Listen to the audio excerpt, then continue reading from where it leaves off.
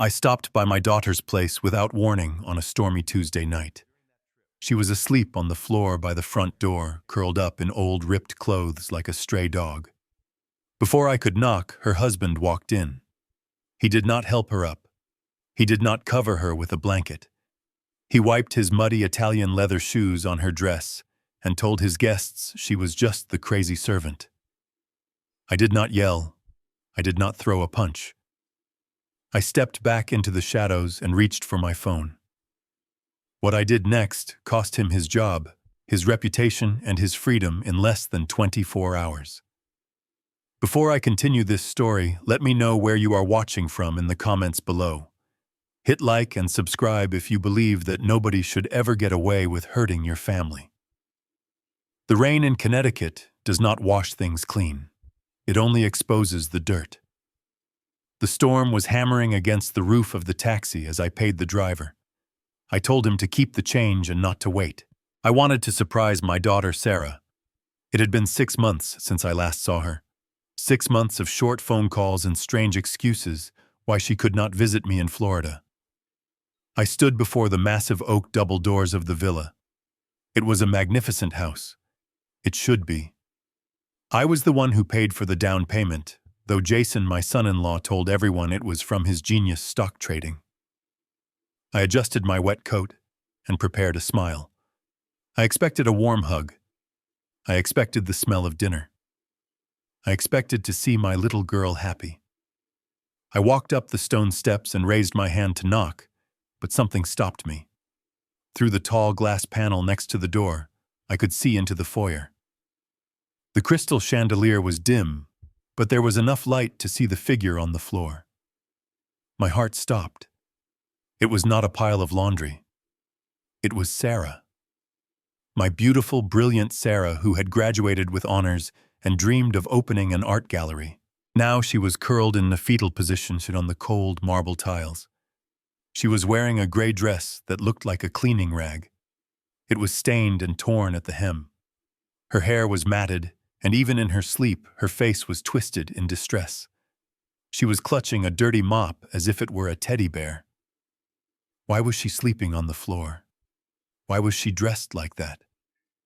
My hand trembled as I reached for the door handle. I was about to break that door down and demand answers, but then bright lights swept across the driveway. The roar of a high-performance engine cut through the sound of the rain. A black Porsche pulled up right behind where the taxi had been. It was Jason. My old instincts kicked in. The instincts that helped me survive 30 years in the cutthroat world of venture capital. Never show your hand until you know the whole game. If I walked in now, Jason would have a polished lie ready. He would say she fell. He would say it was an accident. I needed to see the truth. Bong. I stepped back from the door and pressed myself into the dark alcove behind a large decorative pillar. The rain soaked through my shirt, chilling my old bones, but my blood was boiling hot. I watched as Jason stepped out of the car. He was not alone. 3 men in expensive suits climbed out with him, laughing loud enough to be heard over the thunder. They were drunk on expensive scotch and their own arrogance. Jason led them up the stairs. He looked like a king returning to his castle. He did not know that the true king was standing 3 feet away in the shadows, watching every move. He keyed in the code and the heavy door swung open. The cold wind blew into the house, but Sarah did not move. She was in a deep, unnatural sleep. Jason stepped inside. He looked down at his wife. He did not check if she was breathing. He turned to his guests with a cruel smirk and said something that made my hands clench into fists. "Watch the shoes, boys. The help is slacking off again." Then he placed his muddy sole directly onto her shoulder and pushed. The heavy oak door swung open and laughter spilled into the hallway. It was a sharp and jagged sound that felt violent against the silence of the storm outside. Jason walked in first. He was wearing a bespoke charcoal suit that probably cost more than my first car. Behind him were 3 men. I recognized the type immediately. They were investors, sharks in silk ties. They reeked of expensive scotch and the arrogance that comes from having too much money and too little conscience. They were too busy admiring the crystal chandelier and the marble floors to notice the woman curled up on the rug. They were talking about stock options and quarterly projections, their voices booming in the cavernous foyer. Then Jason stopped. He looked down. A normal husband would have dropped to his knees in panic. A normal man would have screamed for a doctor.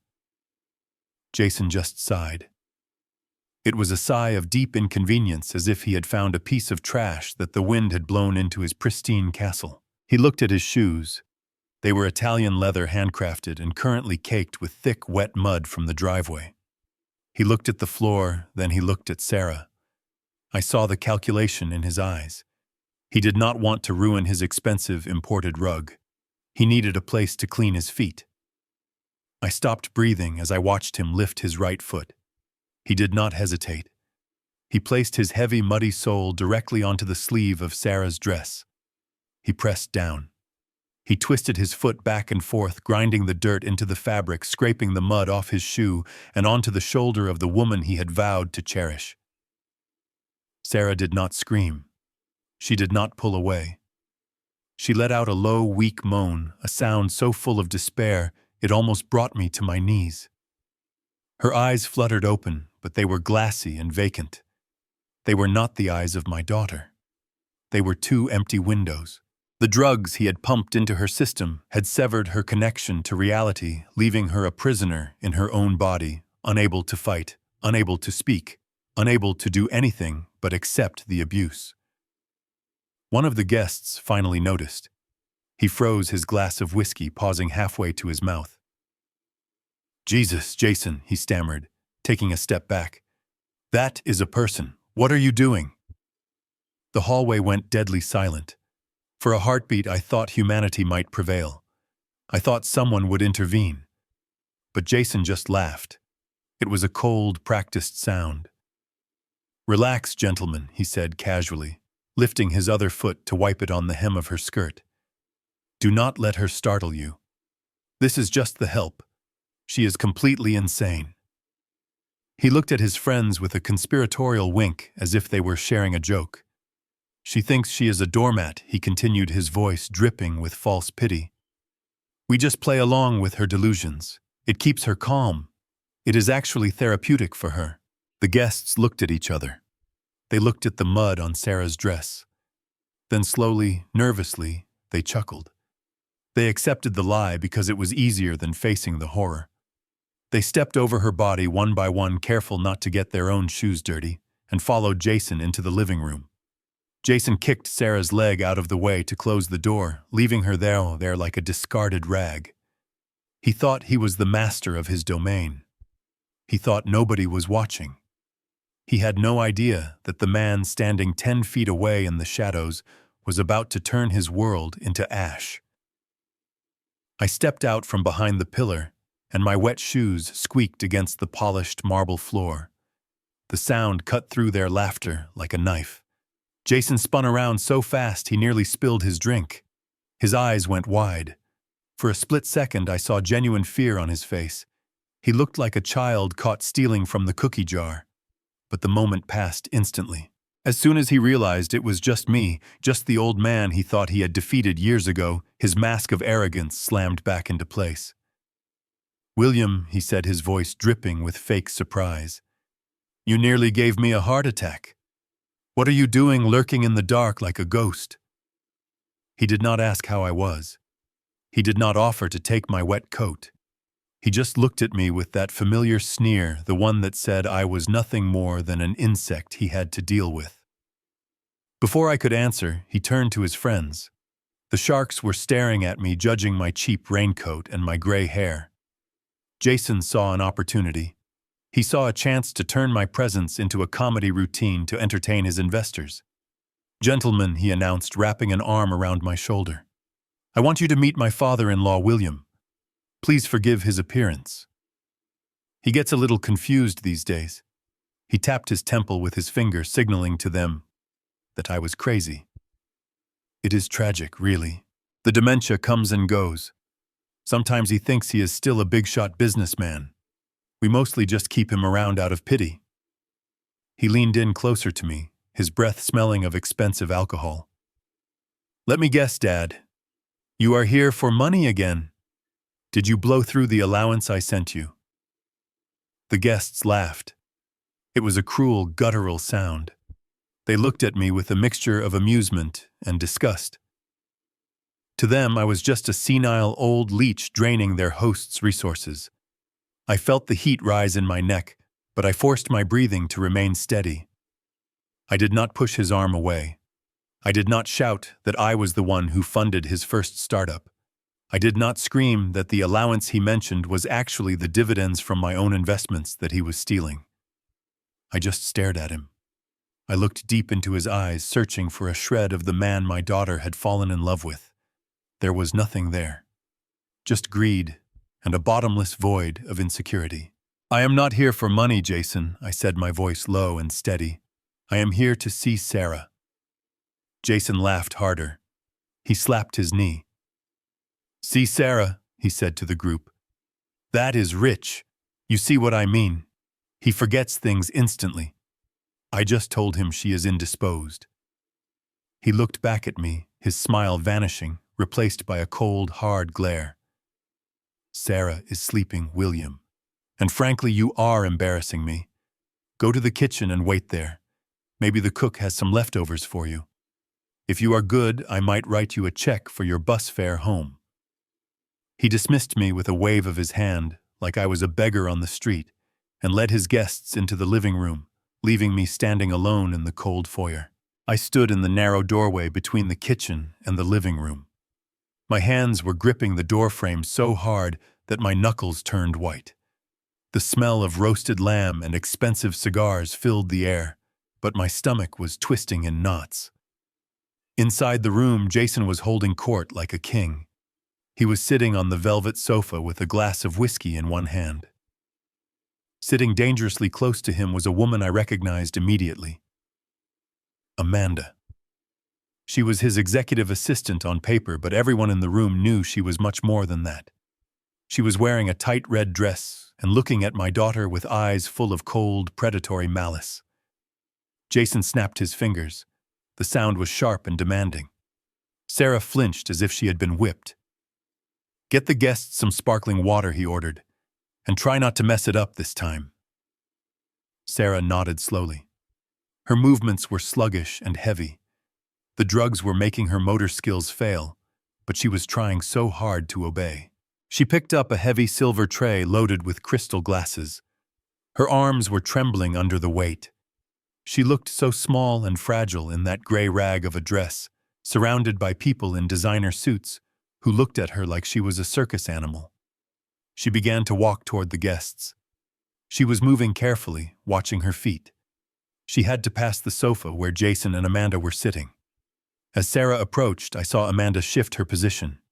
It was a subtle movement, a small, calculated extension of her leg. She stuck her foot out right into Sarah's path. It was not an accident.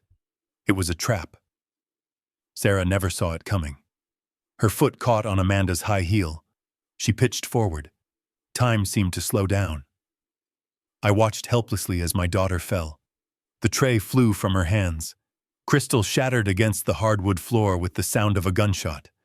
Water and ice splashed everywhere, soaking the expensive Persian rug and drenching Amanda's shoes. Sarah hit the floor hard. She landed on her hands and knees, right in the middle of the broken glass. A shard sliced her palm, and I saw a drop of bright red blood mix with the water on the floor. "You clumsy idiot!" Amanda shrieked. She jumped up from the sofa, her face twisted in ugly rage. She did not ask if Sarah was hurt. She did not care about the blood. She pointed at her shoes. "Look what you did! These are Louboutins. You stupid, useless cow." Sarah tried to apologize. She was trembling, trying to push herself up from the wet floor. "I am sorry," she whispered. "I am so sorry." Amanda did not accept the apology. She took a step forward and swung her hand. The sound of the slap was louder than the breaking glass. It echoed off the high ceilings. Sarah's head snapped to the side. A bright red handprint bloomed instantly on her pale cheek. She did not cry out. She just slumped back onto her heels, holding her face, waiting for the next blow. The room went silent. I looked at Jason. I expected him to stand up. I expected him to defend his wife. Instead, he looked at Amanda with concern. "I am so sorry, babe," he said to his mistress, ignoring his bleeding wife on the floor. "I will buy you a new pair. Do not let the help ruin your night." He looked at Sarah with pure disgust. "Clean this up," he hissed. "Now, or you are sleeping in the garage." I stepped back into the shadows, my heart pounding, a rhythm of pure war. They had just signed their own death warrants. The last guest walked out into the rain, and the heavy front door clicked shut. Silence returned to the house, but it was a heavy, suffocating silence. The party was over, and the performance was finished. Now the monsters could be themselves. Jason did not help Sarah up from the floor, where she had been cleaning the broken glass. He grabbed her by her thin wrist. He dragged her across the polished marble like a sack of garbage. She did not fight back. The drugs had taken her voice and her strength. He did not take her to the master bedroom. He did not take her to a guest room. He opened a narrow door under the main staircase. It was a storage closet. A dark, windowless space meant for winter coats and umbrellas, not for a human being. He shoved her inside. I heard her body hit the floor.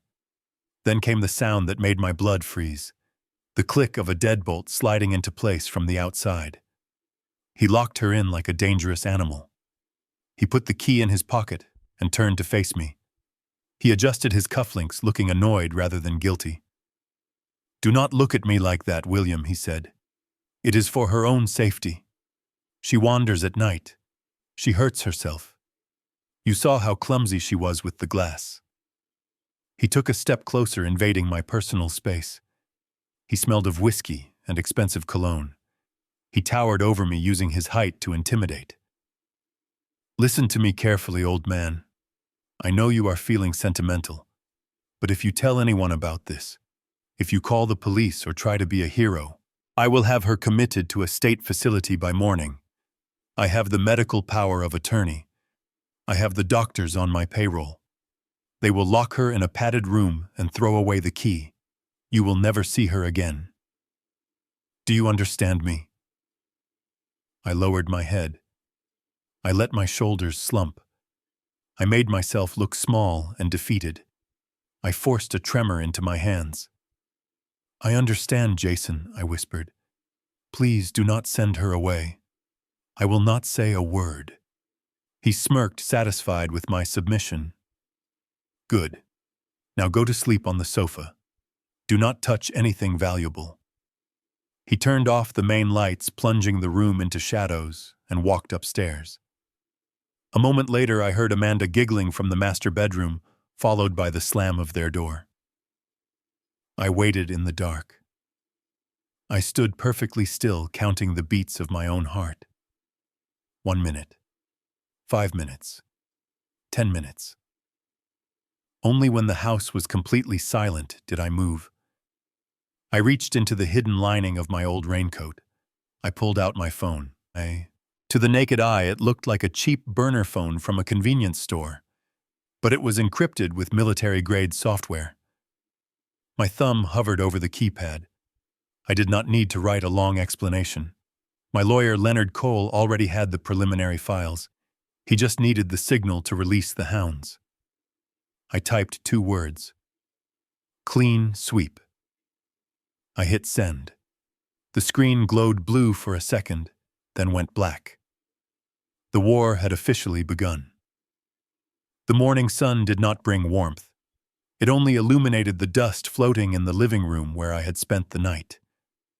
My back ached from the stiff leather sofa, and my neck was stiff. I sat up and rubbed my eyes, trying to push away the image of my daughter locked in that closet like a prisoner. I had not slept more than an hour. Every creak of the house had made me jump, thinking it was Sarah trying to escape. Jason walked in wearing a fresh white shirt and holding a steaming mug of artisanal coffee. He looked like the picture of success. He did not offer me a cup.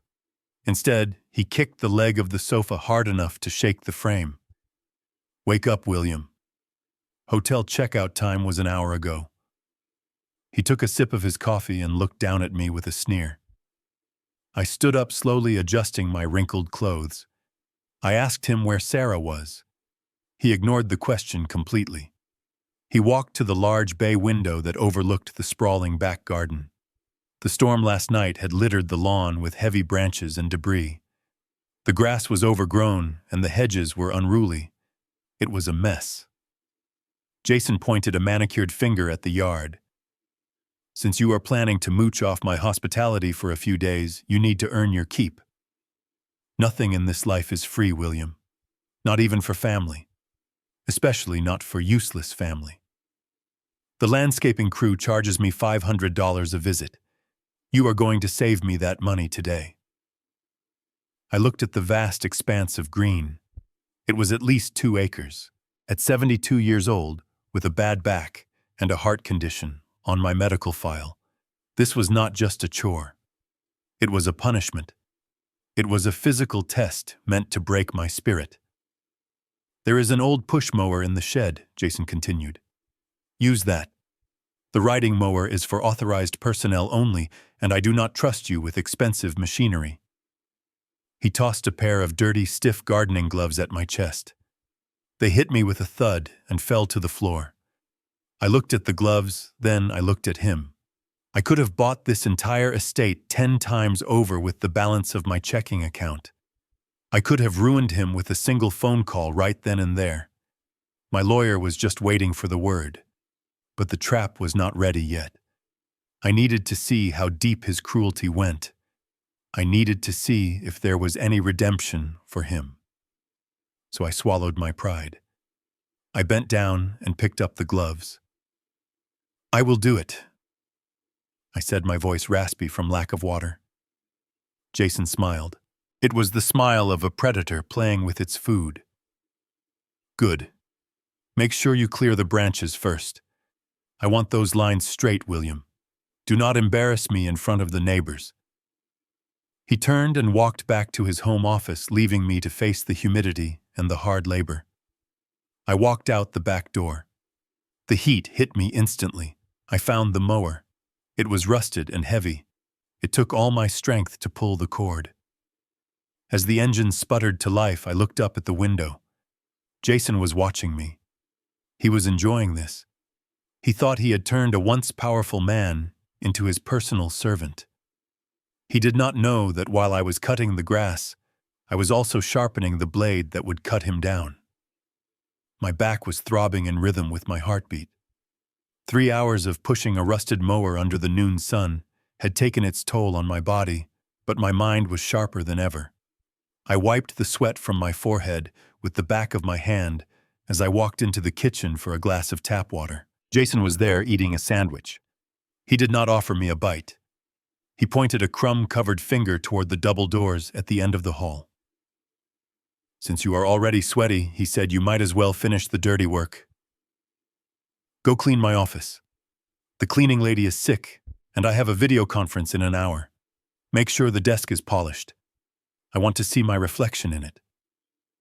I nodded silently. He thought he was degrading me, treating me like a servant to break my dignity. He did not realize he had just given a fox the keys to the henhouse. I grabbed a rag and a bottle of wood polish from under the sink. I walked down the hall, my steps slow and heavy, playing the part of the tired old man perfectly. But inside my pocket, my fingers curled around a small, flat black disc. It was a listening device, military grade, capable of picking up a whisper from across the room. I entered his office. It was a shrine to his own ego. There were framed magazine covers on the wall, likely paid placements, and awards that looked bought rather than earned. I moved to the massive mahogany desk. It was cluttered with papers. I started wiping the surface, moving things just enough to look busy. I dropped the rag on the floor. With a groan of exertion, I bent down to pick it up. In one smooth motion, I peeled the adhesive back off the device and stuck it deep into the shadows of the knee space under the desk. It was invisible unless you were lying on your back looking up. Just as I stood up, the heavy door banged open. Jason stormed in. He was not looking at me. He was holding his cell phone to his ear, his face flushed a deep, unhealthy red. He slammed the door shut and paced the room like a caged animal. "I told you I would have it," he hissed into the phone. His voice was trembling. "Stop threatening me. Do you know who I am?" I froze in the corner, clutching the dust rag. I made myself part of the furniture. Jason was so consumed by fear, he seemed to have forgotten I was there. "I need 2 more days," Jason pleaded, the arrogance completely gone from his tone. "The IPO launches on Friday. Once the stock hits the market, I will have the cash. I will pay you double. Just call off your dogs." He listened for a moment, and I saw all the color drain from his face. He slumped into his leather chair, the phone shaking in his hand. 12 million, he whispered. "Yes, I know the interest rate. I know the consequences. Please, just give me until Friday." He ended the call and dropped the phone on the desk right above where I had planted the bug. He put his head in his hands. I saw him shivering. This was not just business debt. This was blood money. He was in deep with loan sharks, the kind who did not send demand letters but sent men with baseball bats. I continued to polish the bookshelf, my movements silent. Jason finally looked up. He saw me and jumped his eyes wide. "Get out!" he screamed, his voice cracking. "Get out of here, you useless old fool! Can't you see I am working?"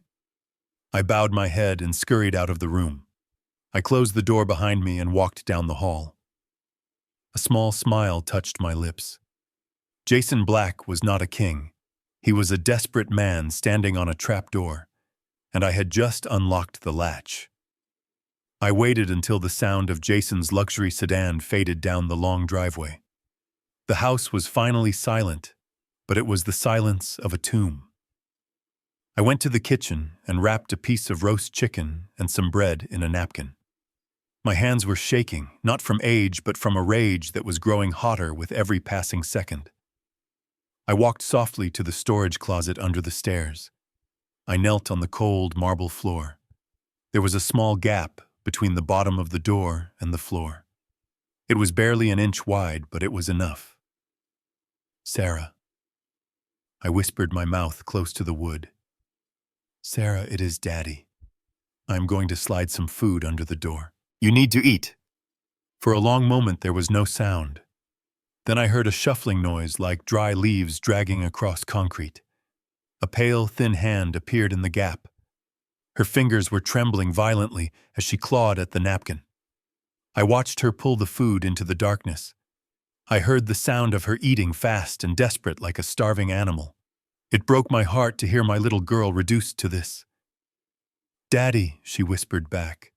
Her voice was unrecognizable. It was raspy and thick, as if her tongue was too heavy for her mouth. "Daddy, you have to leave. He will hurt you. He told me he would hurt anyone who talks to me." I pressed my forehead against the door. "I am not going anywhere, Sarah. I need you to tell me something. I need you to tell me about the medicine. Jason says you are sick. He says you have episodes. Is that true?" I heard a sob from the other side of the door. "No, Daddy. I was fine. I was happy." Then he started giving me the blue pills. He calls them stabilizers. He stands over me and forces me to swallow them every morning and every night. He checks my mouth to make sure they are gone. She paused, and her breathing hitched. About an hour after I take them, the walls start to melt. I see shadows moving in the corners. My skin feels like it is burning. I try to tell him, but my words come out wrong. I forget things. I forget who I am. Yesterday I forgot my own daughter's name. That was why I was crying on the floor. I am losing my mind, Daddy, but I think he is making it happen. I closed my eyes. Tears leaked out, but I wiped them away angrily. It was not schizophrenia. It was chemical warfare. Jason was systematically destroying her neural pathways to make her incompetent so he could take power of attorney. It was the most evil thing I had ever heard. "Listen to me, Sarah," I said, my voice fierce and low. "Do not swallow them anymore. Hide them under your tongue. Spit them out when he leaves. I am going to get you out of here, but I need you to be clear-headed. Can you do that for me?" "I will try," she whispered. "Please, Daddy, I am so scared. The shadows are coming back." I touched the wood of the door as if I could transmit my strength through it. "Let them come. I am the monster in the shadows now, and I am going to eat them alive." I stood up. My knees cracked, but I did not feel the pain. I had the confirmation I needed. Now I just needed the proof. The silence in the house was heavy after Jason left for his office. He had warned me not to touch anything, but I was done following orders. I waited by the window until his black Porsche disappeared around the bend of the driveway. Then I moved. I went straight to the master bathroom. I knew that is where a man like Jason would keep his control. He would want the keys to her sanity right next to his shaving cream. I found the orange prescription bottle on the top shelf behind a bottle of expensive cologne. I picked it up. The label read, "Sarah Black. Take 2 tablets twice daily." The prescribing doctor was a name I recognized from my investigations. A man who had lost his medical license in 2 other states before setting up a private practice here. I unscrewed the cap and poured the pills into my palm. They were small and blue. To the untrained eye, they looked like innocent little tablets. But I knew better. These were heavy sedatives mixed with hallucinogens. They were designed to scramble the brain, to make memories fuzzy, and to induce panic. He was feeding my daughter madness twice a day. I reached into my pocket. Before I left Florida, I had packed a bottle of herbal supplements for my joints. By a stroke of luck, or perhaps divine intervention, they were almost the exact same shade of blue. I dumped the real pills into a small plastic bag I had taken from the kitchen. I squeezed the air out of the bag and tucked it deep into my sock. This was not just trash. This was evidence. This was the weapon that would put Jason behind bars for assault with a deadly weapon. I began filling the orange prescription bottle with my herbal supplements. One by one, I dropped them in, clink, clink, clink. With every tablet, I felt a weight lifting off my chest. Tonight, when he forced these down her throat, he would be giving her vitamins. Tonight, the fog in her mind would start to clear. Tonight, she would start to remember who she was. Suddenly, I heard the front door open downstairs. My heart slammed against my ribs. Jason had come back. I had forgotten that he sometimes forgot his briefcase. I screwed the cap back onto the bottle as fast as I could. My fingers felt like they were covered in grease. I shoved the bottle back onto the shelf behind the cologne. I heard his heavy footsteps on the stairs. He was coming up. I was trapped in his bathroom. I flushed the toilet. It was the only thing I could think of. I bent over the sink and turned on the tap, splashing water on my face. The door swung open. Jason stood there. He looked at me with narrow, suspicious eyes. "What are you doing in here, William?" "Use the guest bathroom downstairs." I looked up at him, water dripping from my chin.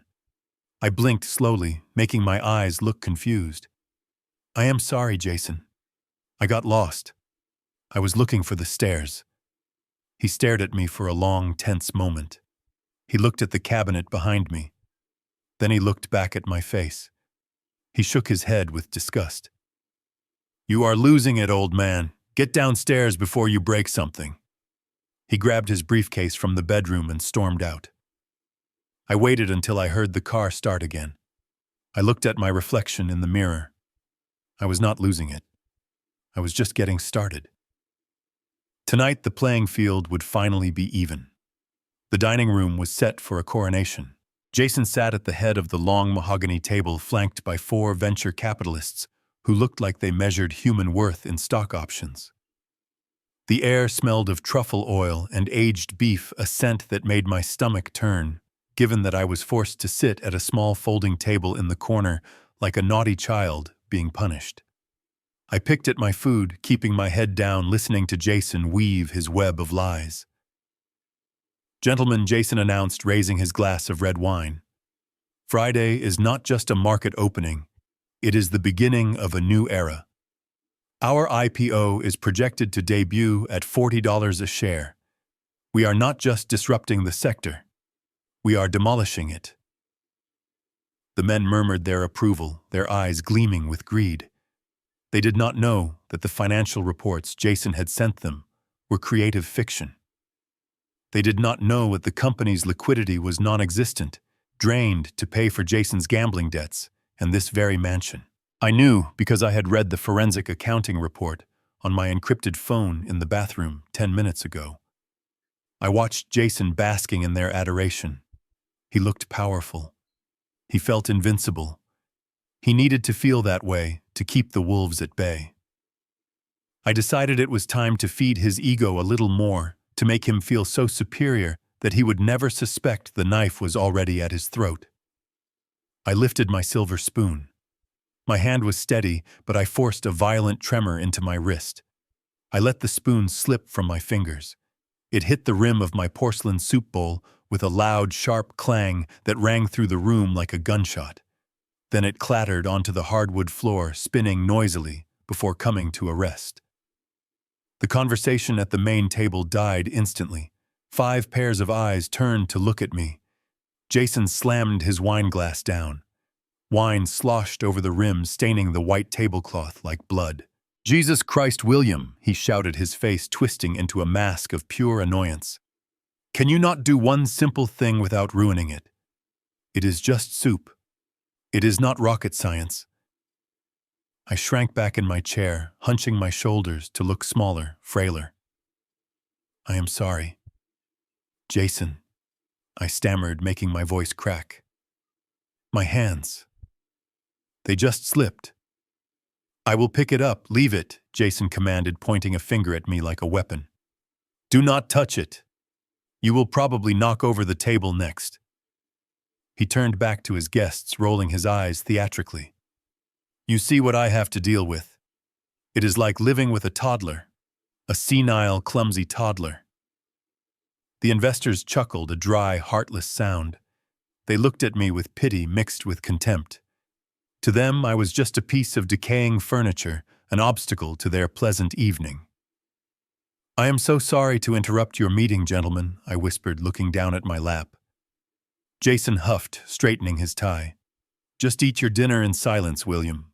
Or better yet, go to your room. We are discussing the future of industry here, not that you would understand a word of it." I nodded obediently. I kept my eyes on my plate to hide the cold, hard satisfaction burning in them. He thought he was displaying his dominance. In reality, he was displaying his character. He was showing these men exactly who he was, and soon, when the house of cards collapsed, they would remember this moment. They would remember that the man they trusted with their millions was a man who bullied an old pensioner over a dropped spoon. Let him have his moment of power. It would be his last. I excused myself from the table, mumbling about my bladder. Jason waved his hand dismissively without even looking at me, too busy laughing at his own joke. I walked out of the dining room, my spine stiffening with every step away from that toxic gathering. I entered the guest bathroom and locked the door behind me. I turned on the faucet, letting the water run full blast to create a wall of white noise. Only then did I pull the encrypted phone from my pocket. Leonard picked up on the first ring. "I did not need to say hello. Talk to me, Leonard," I whispered. My eyes fixed on my own reflection in the mirror. "Tell me it is not as bad as I think."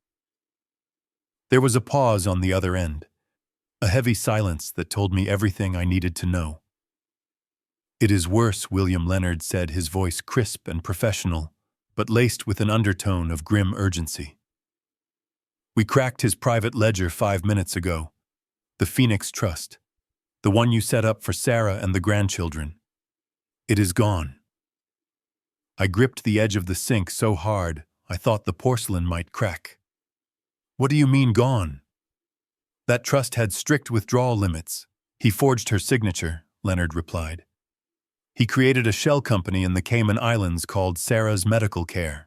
He has been funneling the money out for 2 years, claiming it was for her psychiatric treatments. He has drained over $4 million, William. There is less than 10,000 left in the account. I felt a wave of nausea roll over me. He had not just stolen money. He had stolen my daughter's future.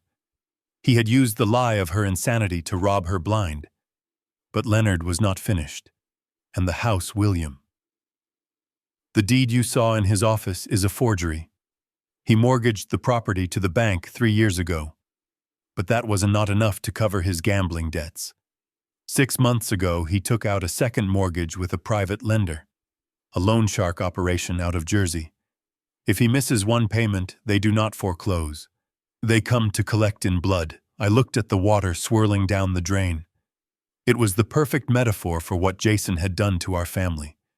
He had built a life on quicksand, and he was dragging Sarah down with him.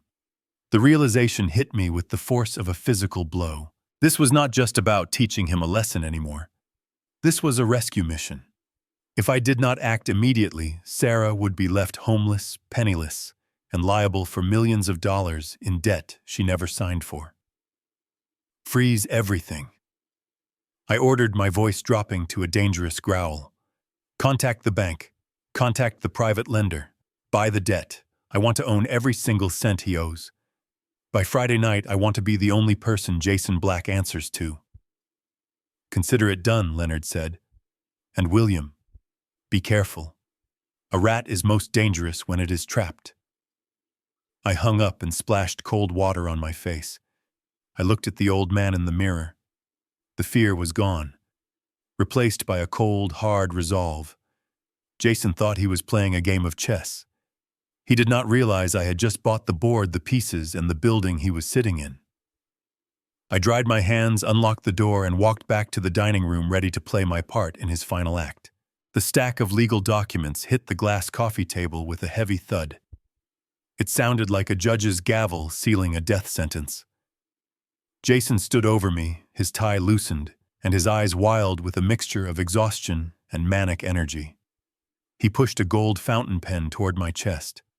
It was an expensive pen, likely bought with money he had stolen from my daughter's trust fund. Sign here, he demanded, his voice tight. And here. And initial the bottom of the last page.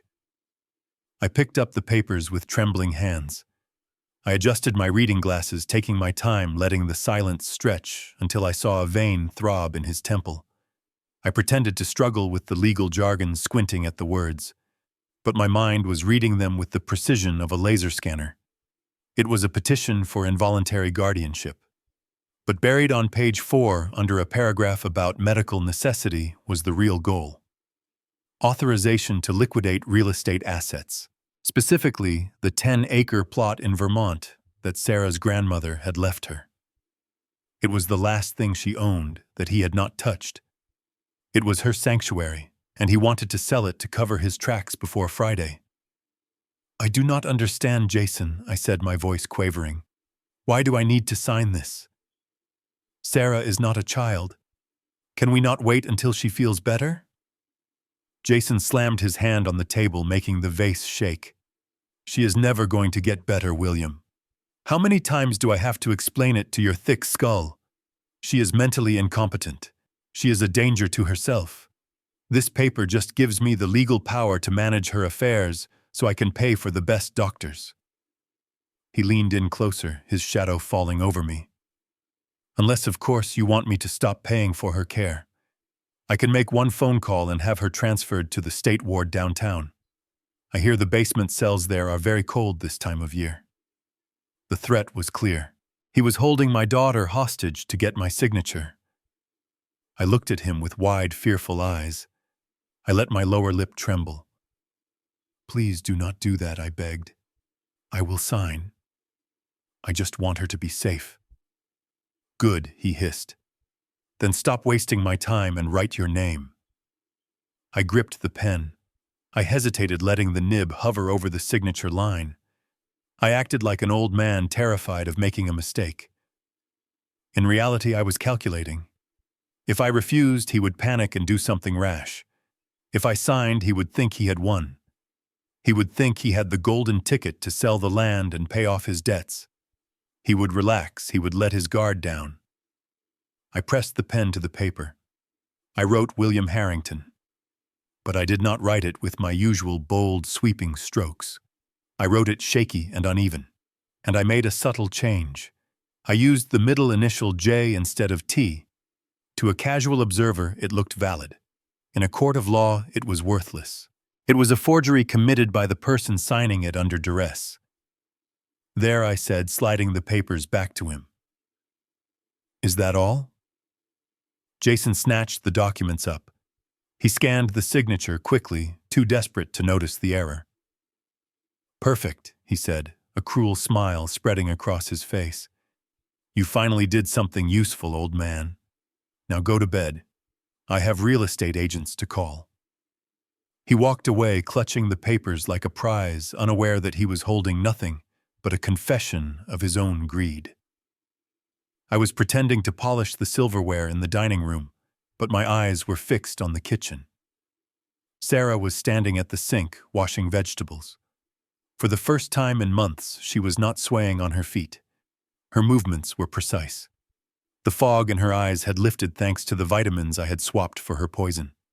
She was even humming a soft melody under her breath. It was a sound of hope. But in this house, hope was dangerous. Amanda walked in. Her heels clicked on the tile like a ticking clock. She stopped abruptly when she heard the humming. She stared at Sarah's back with suspicion. She walked over and grabbed Sarah's arm, spinning her around. Sarah did not stumble. She stood her ground and looked Amanda directly in the eye. You seem very alert today, Sarah, Amanda said, her voice cold and calculating. Usually by this time of day you are drooling on the sofa. Did you forget your medicine? I took it, Sarah answered. Her voice was clear. It did not have the thick, heavy slur of the sedatives. I took exactly what Jason gave me. Amanda narrowed her eyes. She did not like this. She preferred Sarah broken and compliant.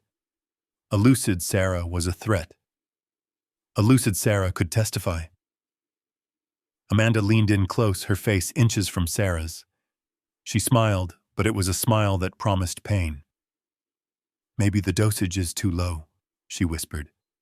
Or maybe you are just pretending to be better. It does not matter, really. Because Jason and I have been talking. We think your condition is getting worse. We think you are becoming a danger to others, especially to your daughter. Sarah went rigid. Her hands gripped the edge of the granite counter so hard her knuckles turned white. Do not talk about my daughter, she hissed. Amanda laughed. She enjoyed finding the weak spot. She twisted the knife deeper. We think a boarding school is too nice for the child of a lunatic. We are filing paperwork to have her moved. The state orphanage system is full of wonderful disciplinary programs. She will grow up with strangers. She will forget she even had a mother. And you will be locked away in a padded room, unable to do anything about it. I saw the change in Sarah instantly. The mother bear woke up.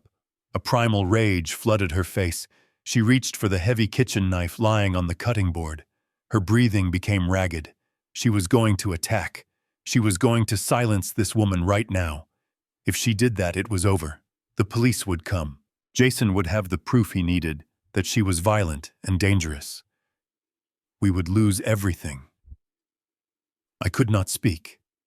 I could not blow my cover. I stepped into the doorway. I made a sharp sound, clearing my throat loudly.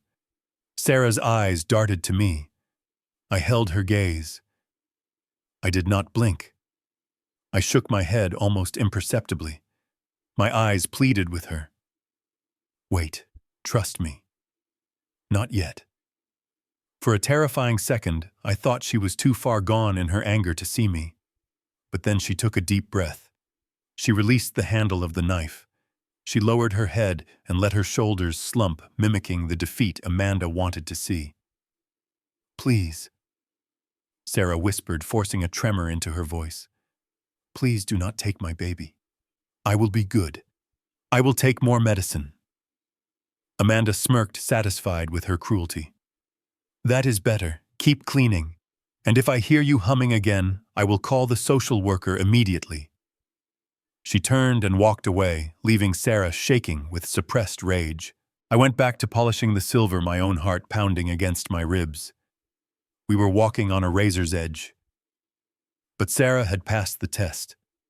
She was ready for the final act. By 5 o'clock on Friday evening, the villa had been transformed into a stage set for a billionaire's fantasy. Delivery trucks arrived one after another, unloading mountains of white orchids and cases of vintage champagne.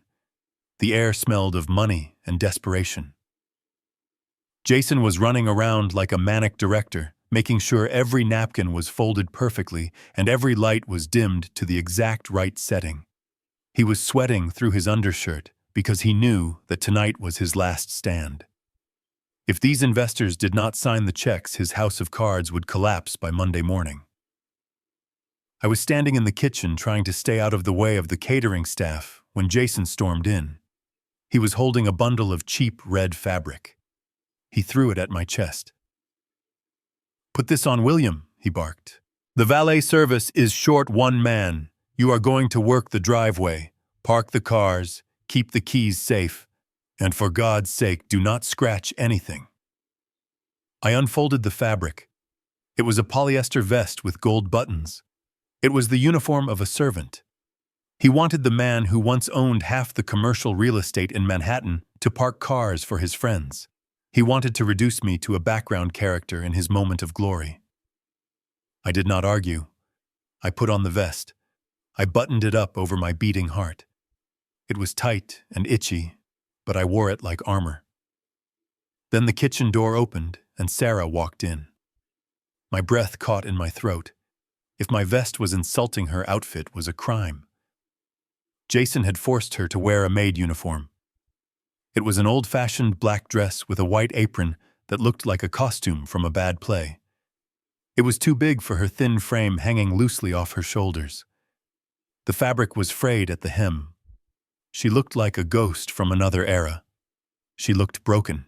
Jason clapped his hands together, his eyes gleaming with cruelty. "Perfect," he said, looking her up and down. "You finally look the part, Sarah. No more pretending to be the lady of the house. Tonight, you are just the help. And remember the rules. No talking to the guests. Keep their glasses full. And if you spill a single drop, you will sleep in the shed with the garden tools." Sarah lowered her head. "Yes, Jason," she whispered. She did not look at me. She was playing her role perfectly. She was the beaten wife, the crazy servant, the invisible woman. But I saw her hands. They were not trembling. They were clenched into fists at her sides, hidden by the folds of her apron. Jason checked his reflection in the oven door. He fixed his bow tie. He thought he was arranging a perfect tableau of his power. He thought he had put us in our places. He did not realize he had just arranged the actors for his own execution. I walked out to the driveway to wait for the first luxury car. I adjusted my red vest. I was ready to serve. But I was not serving drinks. I was serving justice. The line of luxury sedans stretched down the driveway like a parade of vanity. I had parked 10 cars already. My back was screaming in protest and the polyester vest was clinging to my sweat-soaked skin. Then the main event arrived. A vintage silver Rolls-Royce rolled to a stop right in front of the entrance. It was a car that whispered power rather than shouted it. This was the guest Jason had been sweating over all week. This was Arthur Morgan, the man whose signature could save Jason's company or bury it. Jason did not just walk out to meet him. He practically ran. He pushed past me so hard I nearly stumbled into the gravel. He looked frantic. He smoothed his hair and fixed his smile into a rictus of desperate charm. He opened the rear door of the Rolls-Royce himself, not trusting me to do it. "Mr. Morgan," Jason said, his voice cracking slightly. "What an honor. Truly an honor. Truly and thank you for coming." An older man stepped out. Arthur Morgan was 75, but he stood with the posture of a general. He wore a tuxedo that fit him like a second skin. He had eyes that had seen everything and respected very little. He leaned on a silver-headed cane not because he needed it, but because it made him look dangerous. I knew that cane. I gave it to him 20 years ago when I promoted him to partner at my firm. Jason was buzzing around him like a nervous fly. Please come inside. We have the finest champagne on ice. I want to introduce you to the board. They are dying to meet the legend. Arthur did not move. He stood still on the driveway. He looked at the sprawling house. He looked at the ostentatious decorations. Then he looked at Jason. His expression was unreadable. Nice house, Arthur said. His voice was deep and gravelly. It must cost a fortune to maintain. Jason beamed, puffing out his chest. It is a labor of love, sir. Nothing but the best for my family. Success demands a certain standard of living, do you not agree? Arthur did not answer. Instead, he turned his head. He looked past Jason. He looked directly at me, standing by the fender of his car in my cheap, ill-fitting valet uniform. Jason noticed the distraction. He snapped his fingers at me. William, he barked. Do not just stand there gaping. Park Mr. Morgan's car. And be careful. This vehicle is worth more than your entire life's earnings. He turned back to Arthur with an apologetic smile. I apologize for him. He is a little slow. We try to give jobs to the unemployable. It is our way of giving back to the community.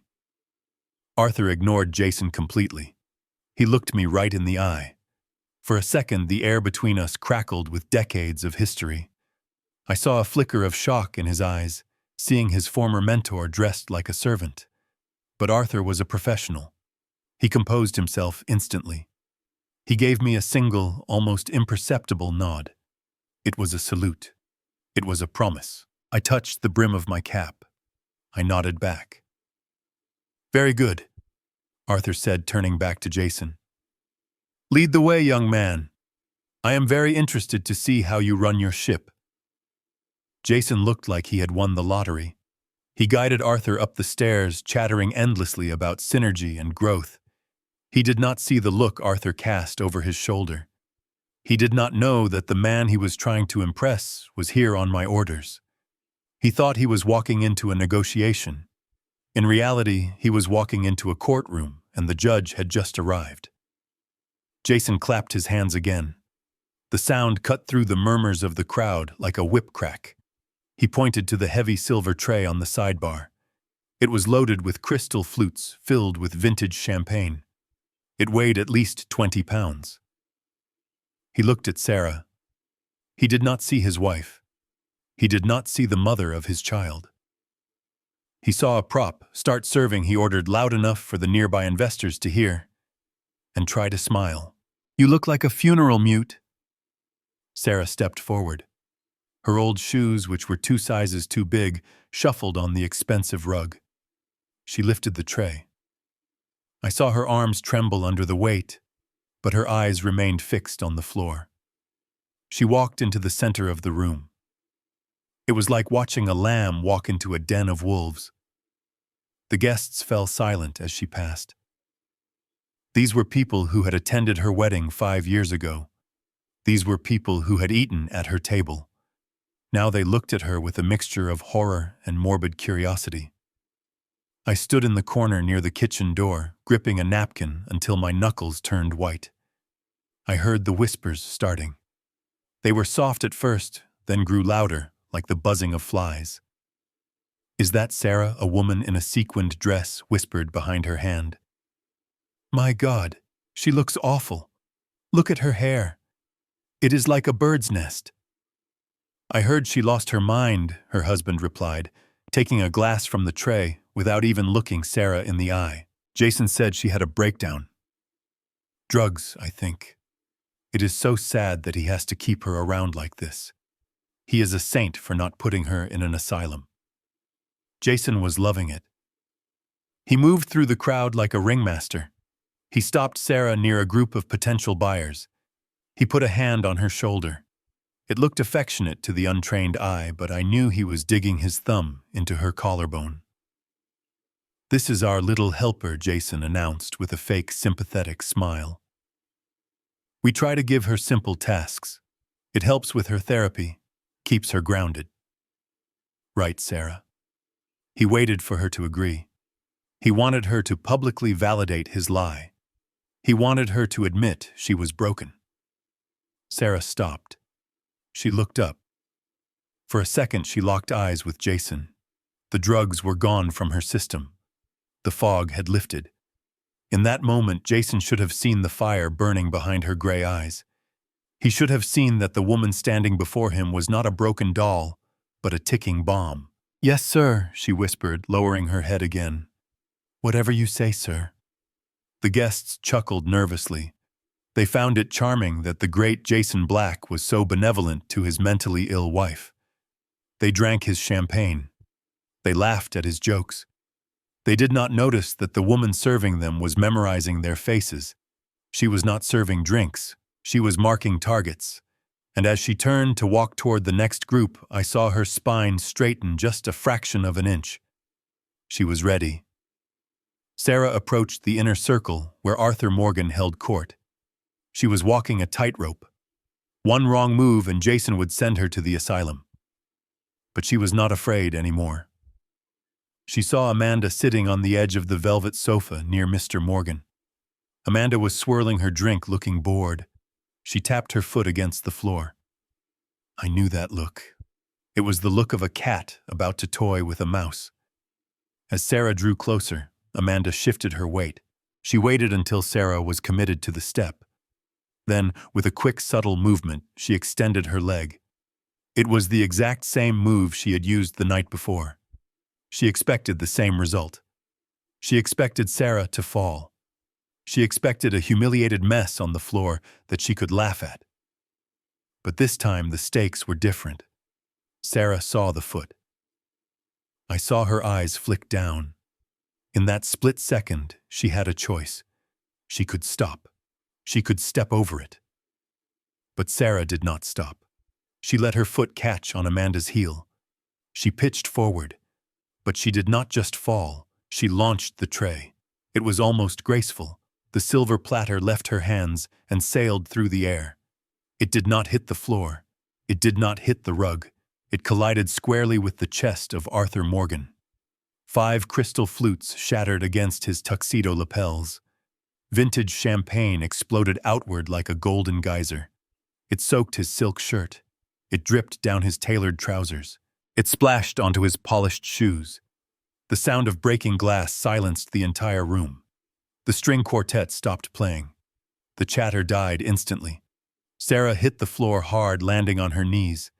But she did not cower this time.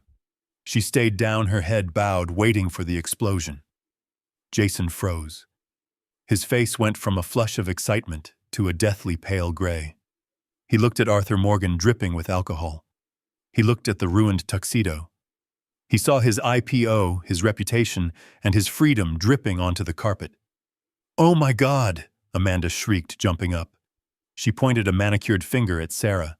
"You stupid, clumsy cow! Look what you did! You ruined Mr. Morgan's suit!" She looked at Jason, her eyes wide with panic, trying to distance herself from the disaster she had caused. "I saw her trip over her own feet, Jason. She is so unstable. You really should not let her around people." Jason did not hear her. He was staring at Arthur Morgan. The billionaire stood perfectly still. He slowly took a handkerchief from his pocket and wiped a splash of champagne from his cheek. His expression was unreadable. It was the calm before a hurricane. Mr. Morgan, Jason stammered, his voice trembling. "I am so sorry. I do not know what to say. She is sick. She is not herself. I will pay for the suit. I will pay for everything." Arthur looked at the wet stain on his chest. Then he looked at Jason. "You will pay," he said, his voice low and dangerous. "Oh yes, you will most certainly pay. But I do not think a dry cleaning bill is going to cover this." Jason turned on Sarah.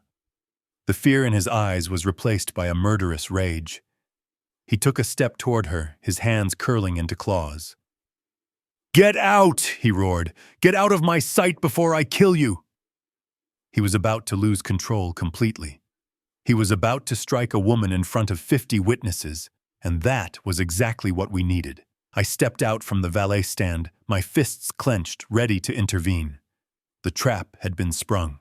Now we just had to survive the snap. The silence in the ballroom was absolute. It was the kind of silence that precedes a gunshot. Jason did not look at the ruined tuxedo of his most important guest. He did not look at the shocked faces of the board members. His eyes were locked on Sarah, who was kneeling on the floor amidst the broken glass. The vein in his forehead was throbbing like a worm under his skin. He had snapped. The facade of the charming businessman had finally cracked completely, revealing the violent abuser underneath. He took 2 long strides toward her. He raised his hand high. It was not a gesture of discipline. It was a swing meant to break bone.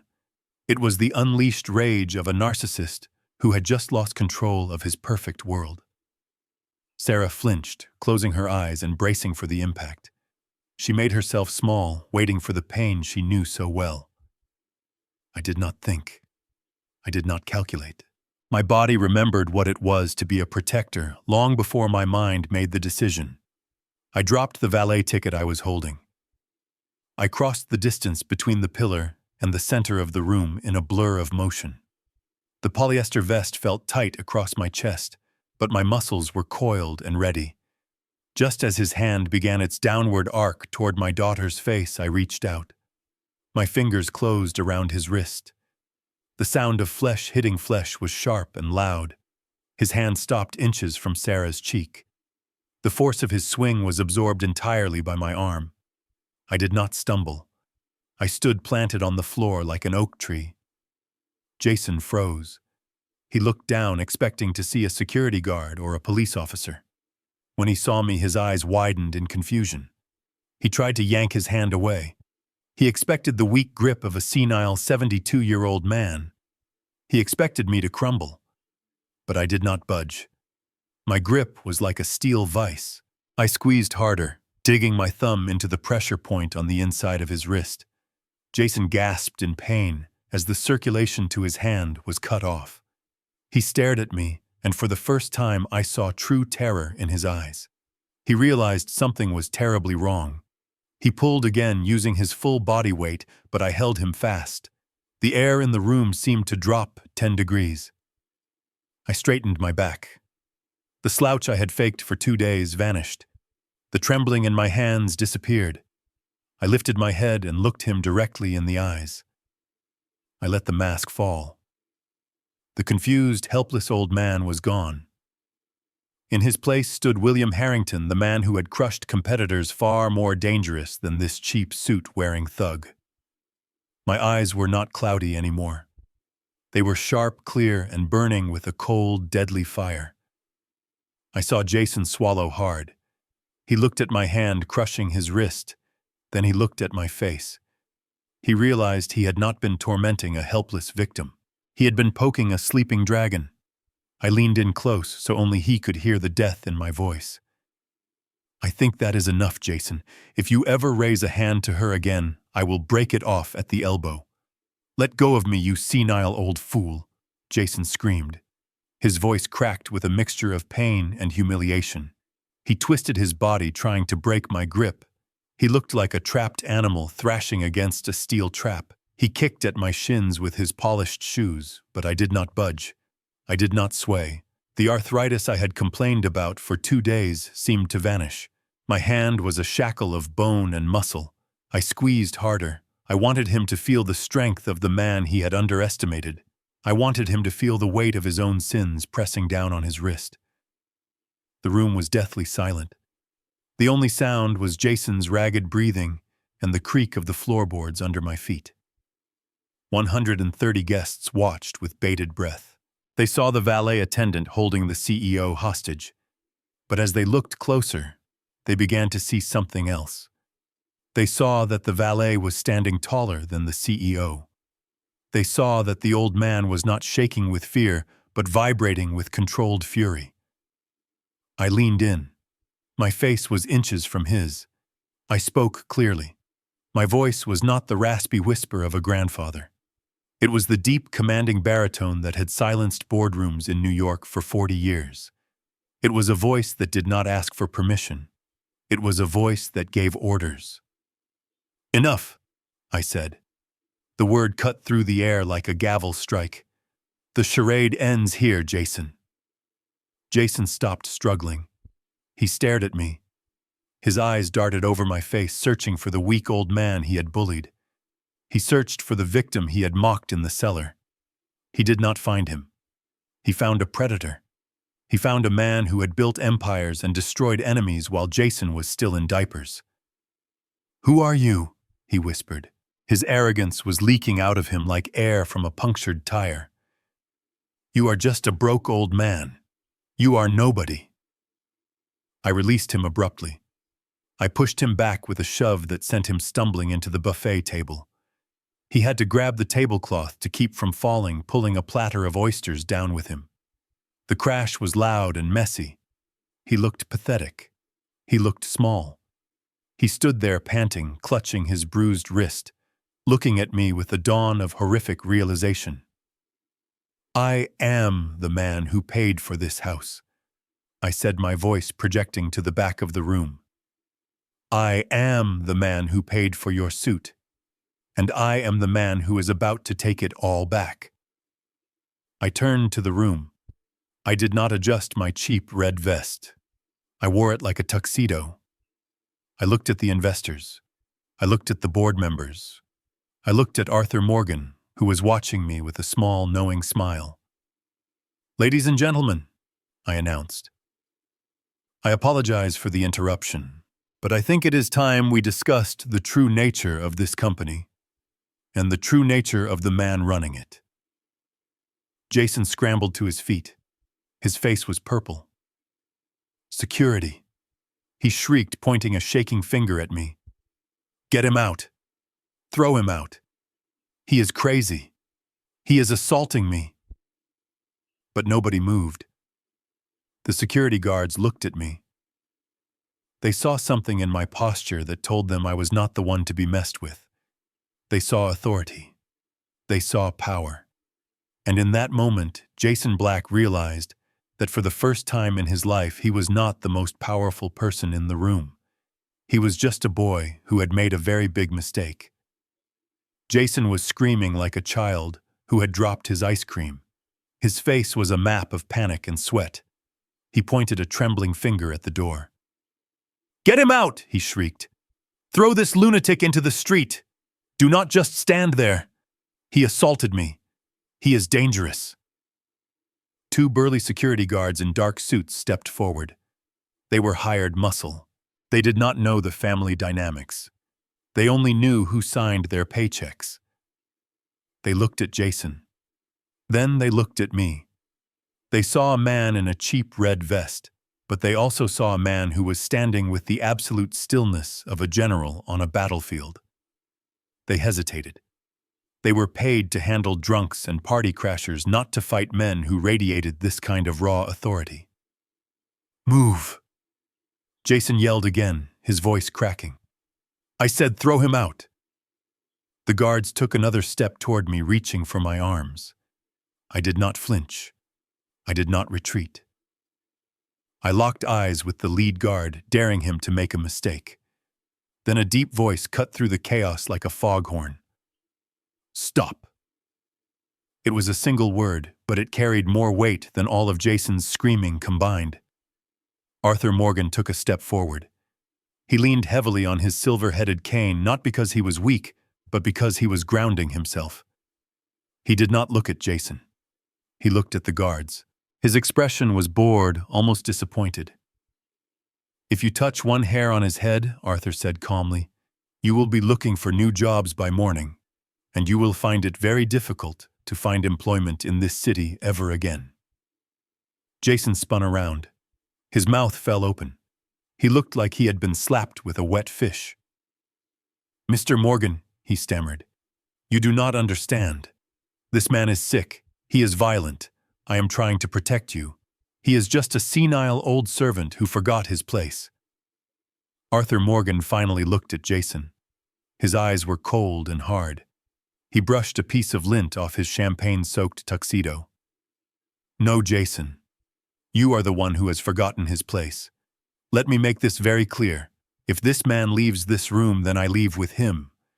And if I walk out that door, the investment deal is dead. My check is canceled, and your company ceases to exist. The silence that followed was heavy enough to crush bone. Jason looked at the billionaire. Then he looked at me. His brain was trying to process the impossible. Why would a titan of industry defend a broke old valet? Why would the most powerful man in the room take orders from the weakest? The gears in his head were grinding, but they were not turning fast enough. He was paralyzed. He stood there, mouth opening and closing like a fish pulled from the water. He realized with a sick feeling in his gut that the ground had shifted beneath his feet. He was no longer the master of the house. He was just a guest at his own execution. The standoff with Arthur Morgan hung in the air like toxic smoke. Jason was still staring at the billionaire, his mouth slightly open, trying to comprehend why his world was tilting on its axis. He opened his mouth to speak, to salvage the deal, to spin another web of lies. But before he could utter a word, a sound broke the silence. It was a vibration, a low, persistent buzz from the pocket of his tuxedo jacket. Then came a chime, then another, and another. In the span of 3 seconds, his phone went from silent to a cacophony of digital noise. It sounded like a slot machine paying out a jackpot, but the look on Jason's face suggested he had not won anything. He tried to ignore it. He pressed his hand against his pocket, trying to muffle the sound. He smiled weakly at the investors. Apologies, gentlemen. Popularity has its price. I will turn it off. He reached into his pocket and pulled out the device. He meant to silence it and slide it back in. But as the screen lit up, his eyes locked onto the notifications. I watched him closely. I saw his pupils dilate. I saw the blood drain from his cheeks, leaving his skin the color of old ash. It was not a text from a friend. It was a market alert. Then 10 more. Then 50. The screen was scrolling so fast it was a blur of red. I knew exactly what he was seeing because I had pressed the button to make it happen 5 minutes ago. His company stock, the one he was pitching as the next big thing, had just nosedived. A massive sell-off had triggered a panic. The graph was not a slope. It was a cliff. Jason tapped the screen frantically. His fingers were slipping on the glass. He opened his brokerage app. He gasped. It was a wet, desperate sound. The numbers were free-falling. $40 a share.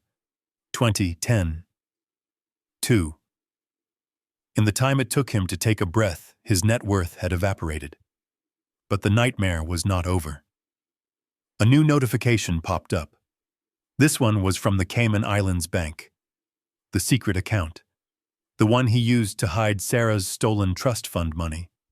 Access denied. Account frozen due to suspicious activity. He swiped up. He checked his local business account. Frozen. He checked his personal checking account. Frozen. He checked the credit card he had used to pay for the catering. Declined. Jason's hands began to shake so violently he nearly dropped the phone. He looked around the room. The guests were not looking at him anymore. They were looking at their own phones. The news had hit the wire. Fraud allegations, embezzlement investigation, insolvency. The whispers started again, but this time they were not polite. They were angry. "What is going on, Jason?" one of the board members shouted, stepping forward. "My broker just called me. He says your liquidity is zero. He says the company is a shell." Jason backed away.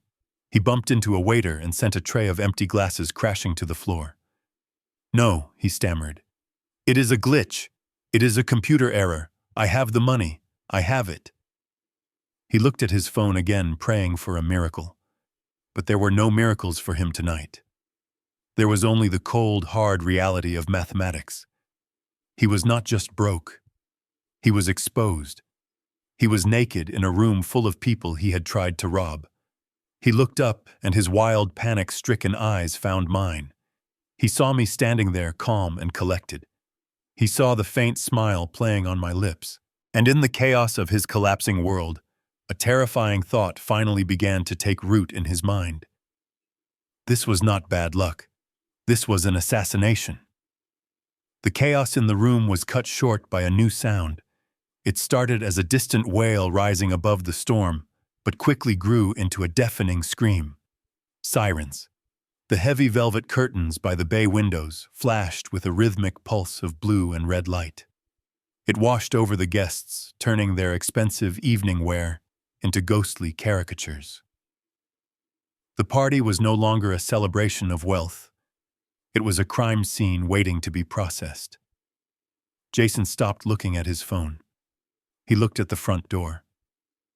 The blood drained from his face, leaving him looking like a wax statue. He knew what those lights meant. He knew that the financial collapse on his screen had bled into the real world. He took a step back, knocking over a chair, but he did not seem to notice. He was listening to the sound of heavy car doors slamming shut outside. He was listening to the sound of boots crunching on the gravel driveway. The main doors to the ballroom did not just open.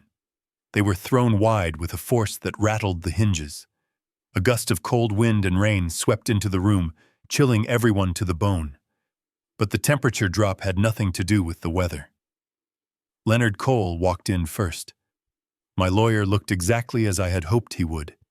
He was wearing a trench coat that was damp with rain, and he carried a leather briefcase that looked heavy enough to contain a body. He did not look like a man coming to a party. He looked like an executioner arriving for work. Behind him walked 4 uniformed police officers and 2 men in plain suits who had the distinct sharp-eyed look of federal investigators. The room went deadly silent. The string quartet had long since stopped playing. The investors and socialites pressed themselves against the walls, desperate to distance themselves from whatever was about to happen. They left Jason standing alone in the center of the room, a solitary figure on a sinking island. Jason tried to find his voice. He tried to summon the arrogance that had served him for so long. "Who let you in here?" he shouted, but his voice was thin and trembling. "This is private property. You have no right to barge in here like this. Get out. I will sue you. I will sue all of you." Leonard did not stop walking. He marched straight across the Persian rug, his wet shoes leaving dark prints on the expensive fabric. He stopped 3 feet from Jason. He did not shout. He did not look angry. He looked bored. He reached into his coat pocket and pulled out a folded document. He held it up. The paper was stamped with the official seal of the state court. "Mr. Black," Leonard said, his voice calm and carrying to every corner of the room. "This is a warrant for the immediate seizure of all assets and property. And this," he pointed to the officers behind him, "is a warrant for your arrest on 18 counts of wire fraud, embezzlement, and elder abuse." Jason stared at the paper. He shook his head slowly. "No," he whispered. "That is impossible. I have time. I have until Monday." Leonard smiled. It was a cold, shark-like smile. "You had until Monday, Jason. But then a very interested third party bought your debt. And that party decided to call in the loan tonight." Leonard looked past Jason. He looked directly at me. He gave me a sharp, respectful nod. And in that moment, Jason followed his gaze. He looked at the lawyer. Then he looked at the valet. And finally, the terrifying picture became complete. Leonard turned his back on Jason. He did not even look at the man he had just served with an arrest warrant. To Leonard, Jason was already a ghost, a bad memory that was being erased from the corporate record. Leonard adjusted the lapels of his wet trench coat and walked with purposeful strides toward the corner of the room where I was standing. The crowd parted for him like the Red Sea. They sensed that the center of gravity in the room had shifted. They sensed that the real power was not the man screaming in the center of the rug, but the man standing silently in the shadows. Leonard stopped 2 feet in front of me. He ignored the cheap red polyester vest I was wearing. He ignored the tray of dirty glasses on the table next to me. He ignored the mud on my shoes. He straightened his tie. He placed his heels together. Then he bowed. It was not a mocking bow. It was not a casual nod. It was a deep, respectful inclination of the head, the kind you give to royalty, or a man you would follow into hell. "Good evening, Chairman Harrington Leonard," said his voice ringing clear and steady in the deathly silent room. "I apologize for the delay, sir. The paperwork for the hostile takeover was extensive, but it is finished. You now own the controlling interest in Mr. Black's company. The deed to this property has been transferred to your holding company, and the debt has been fully acquired. We are ready for your next command." The name Harrington hit the room like a physical shockwave. I saw heads turn so fast I thought necks would snap. I heard the sharp intake of breath from the investors near the buffet table. They knew that name. Everyone in the world of finance knew that name. Harrington was not just a person. Harrington was an institution. I was the man who had built skyscrapers in Chicago and shipping empires in the Pacific. I was the man who had retired 5 years ago to a private island, leaving behind a legacy that was written in steel and gold. Jason made a sound that was somewhere between a laugh and a sob. He staggered forward. He looked like a man trying to read a map in a language he did not understand. He looked at Leonard, then he looked at me. He looked at the valet vest. He looked at my face. His brain was misfiring. The cognitive dissonance was tearing him apart. "What did you call him?" Jason whispered, his voice trembling. "That is William. He is a nobody. He is a broke old man. He cuts my grass. He parks my cars." I slowly reached up and took off the cheap valet cap. I dropped it onto the floor. I unbuttoned the tight red vest one button at a time. I shrugged it off, letting it fall onto the pile of broken glass and spilled champagne. I stood there in my white shirt and black trousers. I rolled up my sleeves, revealing the platinum watch I had hidden in my pocket all day. I looked at Jason. My posture shifted. The slouch was gone. The hesitation was gone. The tiger was out of the cage. "He is not calling me a nobody, Jason," I said, my voice dropping to a low rumble that vibrated through the room. "He is addressing me by my title. You spent so much time looking down on me that you never bothered to look at who I really was. You thought you were dealing with a senile old pensioner. You thought you could starve me and mock me and use me. But you made a fatal error. You forgot to check who was sitting across the table. You were playing poker against the house, Jason. And the house always wins." Jason stood there blinking rapidly. His brain was trying to process a reality that was too big and too terrible to fit inside his head. He looked at me, and then he looked at the legal documents in Leonard's hand. He was looking for a loophole. He was looking for a way to wake up from this nightmare. But there was no waking up.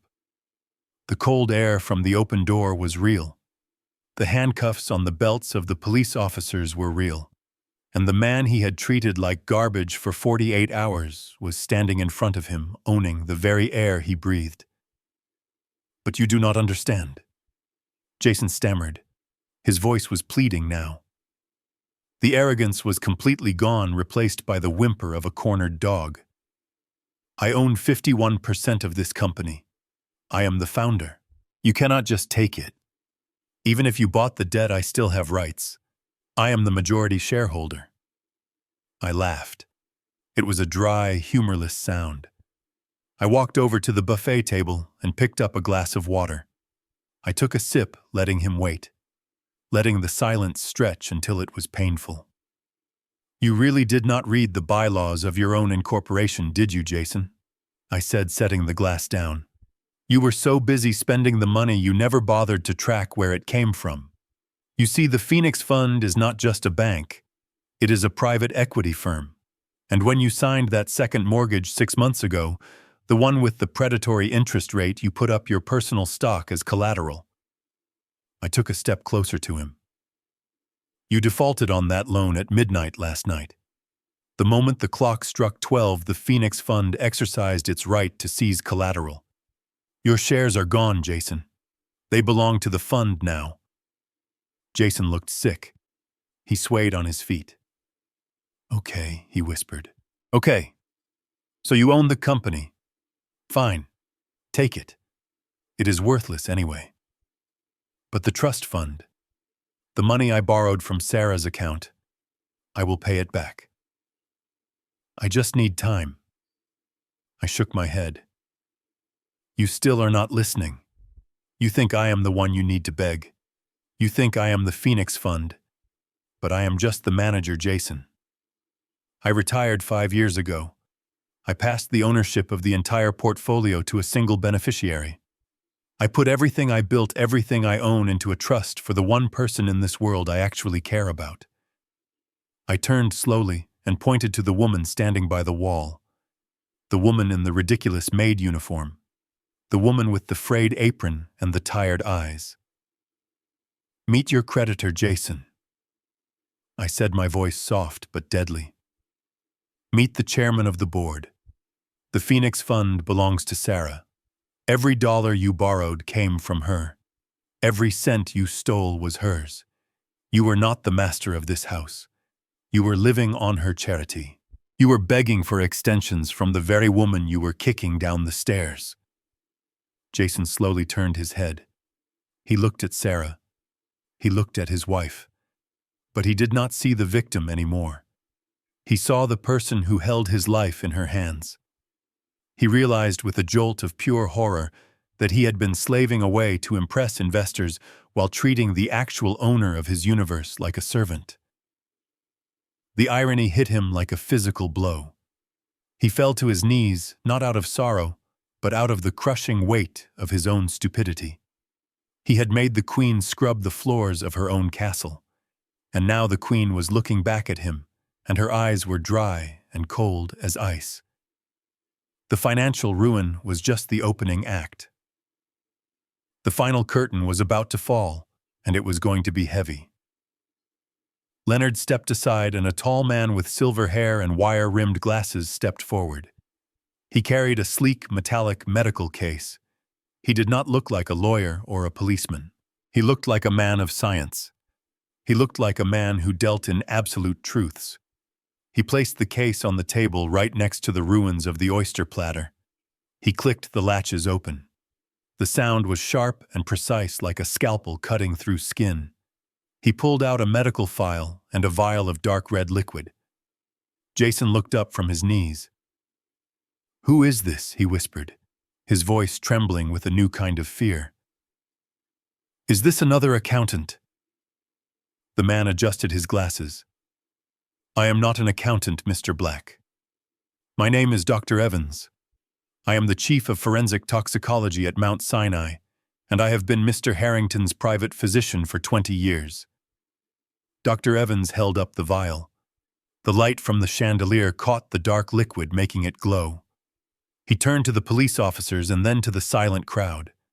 He spoke with a cold, clinical detachment that was far more terrifying than any shout. 48 hours ago, Mr. Harrington provided me with a sample of the medication you were forcing his daughter to ingest. We also managed to obtain a hair follicle sample from Mrs. Black earlier this evening. The lab ran a rush analysis. The results are not just concerning. They are criminal." Jason tried to stand up, but his legs would not support him. "That is a lie," he stammered. "She is sick. She has paranoid delusions. The doctors prescribed those pills. I was just helping her. I was just a good husband." Dr. Evans opened the file. He pulled out a sheet of paper covered in complex graphs and chemical structures. He did not look at Jason. He looked at the police captain. The substance found in these pills is not FDA-approved medication.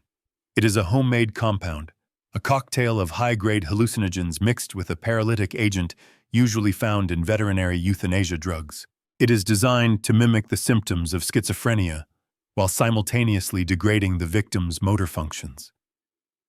The room gasped, a collective sound of horror that sucked the air out of the ballroom. The guests looked at Sarah standing by the wall in her maid uniform. They looked at her trembling hands. They realized suddenly that she was not crazy. She was being systematically poisoned. Dr. Evans continued, his voice driving the final nail into Jason's coffin. The blood toxicity levels indicate that she has been ingesting this poison for at least 2 years. It causes memory loss, confusion, and extreme compliance. But the most dangerous side effect is organ failure. If she had continued on this regimen for another month, she would not be in an asylum. She would be in a morgue. Jason shook his head violently. No, that is impossible. You planted it. You are framing me. Dr. Evans closed the file with a snap. The compound has a unique chemical signature. Jason, we traced the precursors. They were purchased on your credit card, the same one you used to buy your mistress her jewelry. We have the receipts. We have the shipping logs. And now we have the blood work to prove it. He looked down at Jason with pure disgust. You were not treating her illness. You were manufacturing it. You were slowly murdering the mother of your child to get control of her trust fund. The word murder hung in the air. It was heavy and ugly. The investors who had been worried about their portfolios 5 minutes ago were now looking at Jason like he was a monster. They stepped back, giving him a wide berth. Even Amanda, the mistress who had been so cruel, slowly backed away, her hand covering her mouth in horror. She wanted to be a rich man's wife, not an accomplice to homicide. Jason was alone on his knees, surrounded by the wreckage of his life and the undeniable proof of his own evil. Jason was finished. He was a ruined man kneeling on the floor. But Leonard was not done clearing the house of vermin. He turned his attention to the woman standing near the velvet curtains. Amanda was trying to make herself invisible. She was inching toward the exit, hoping to slip away into the night before the handcuffs came for her too. She thought she was just an innocent bystander. She thought she was safe.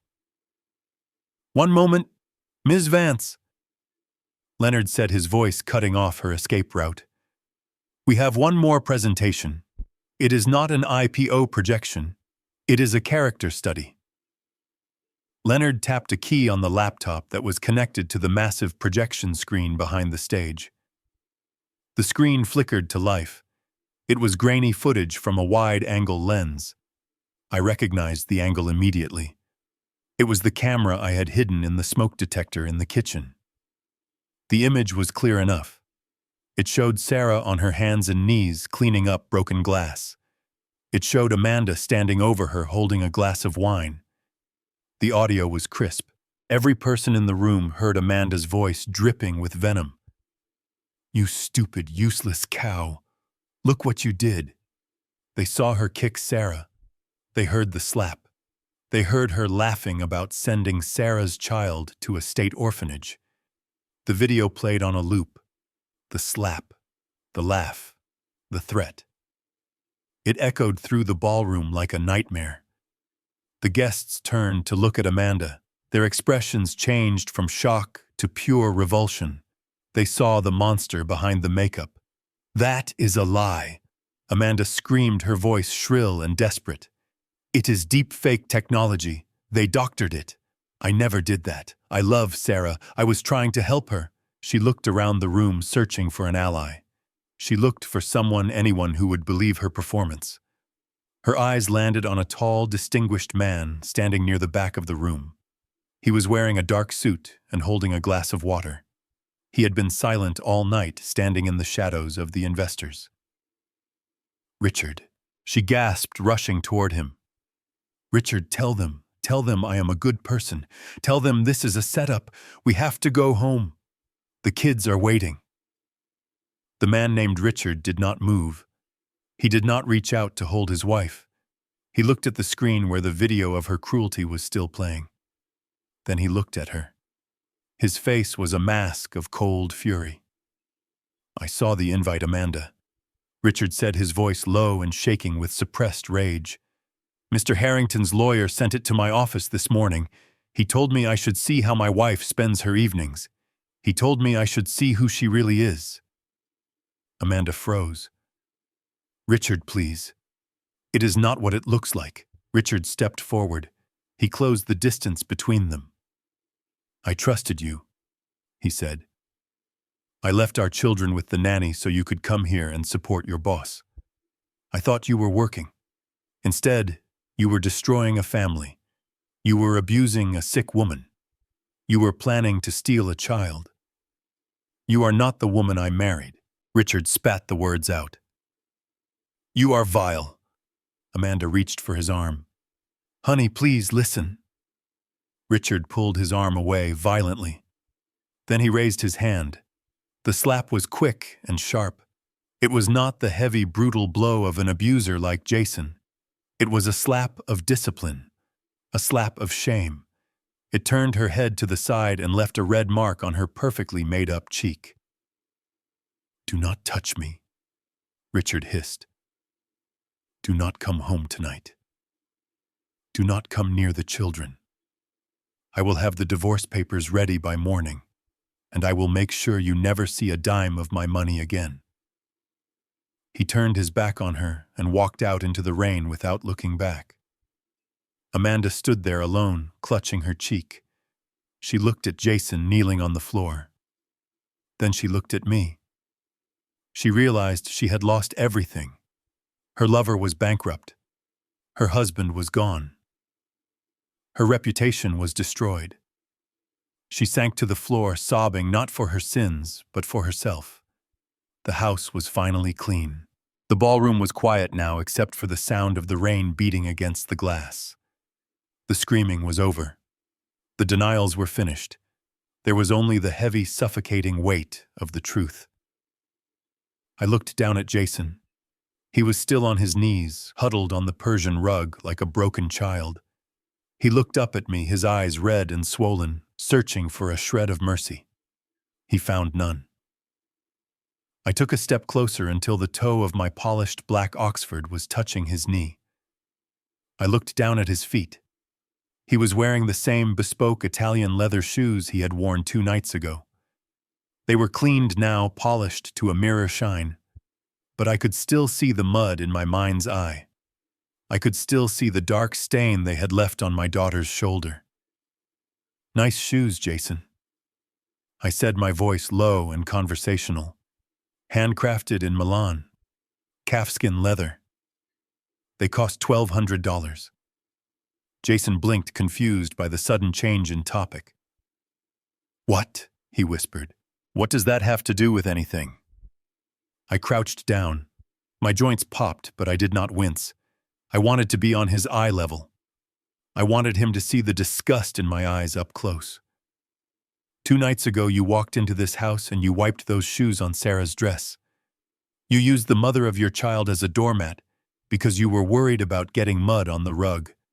You valued a piece of carpet more than her dignity.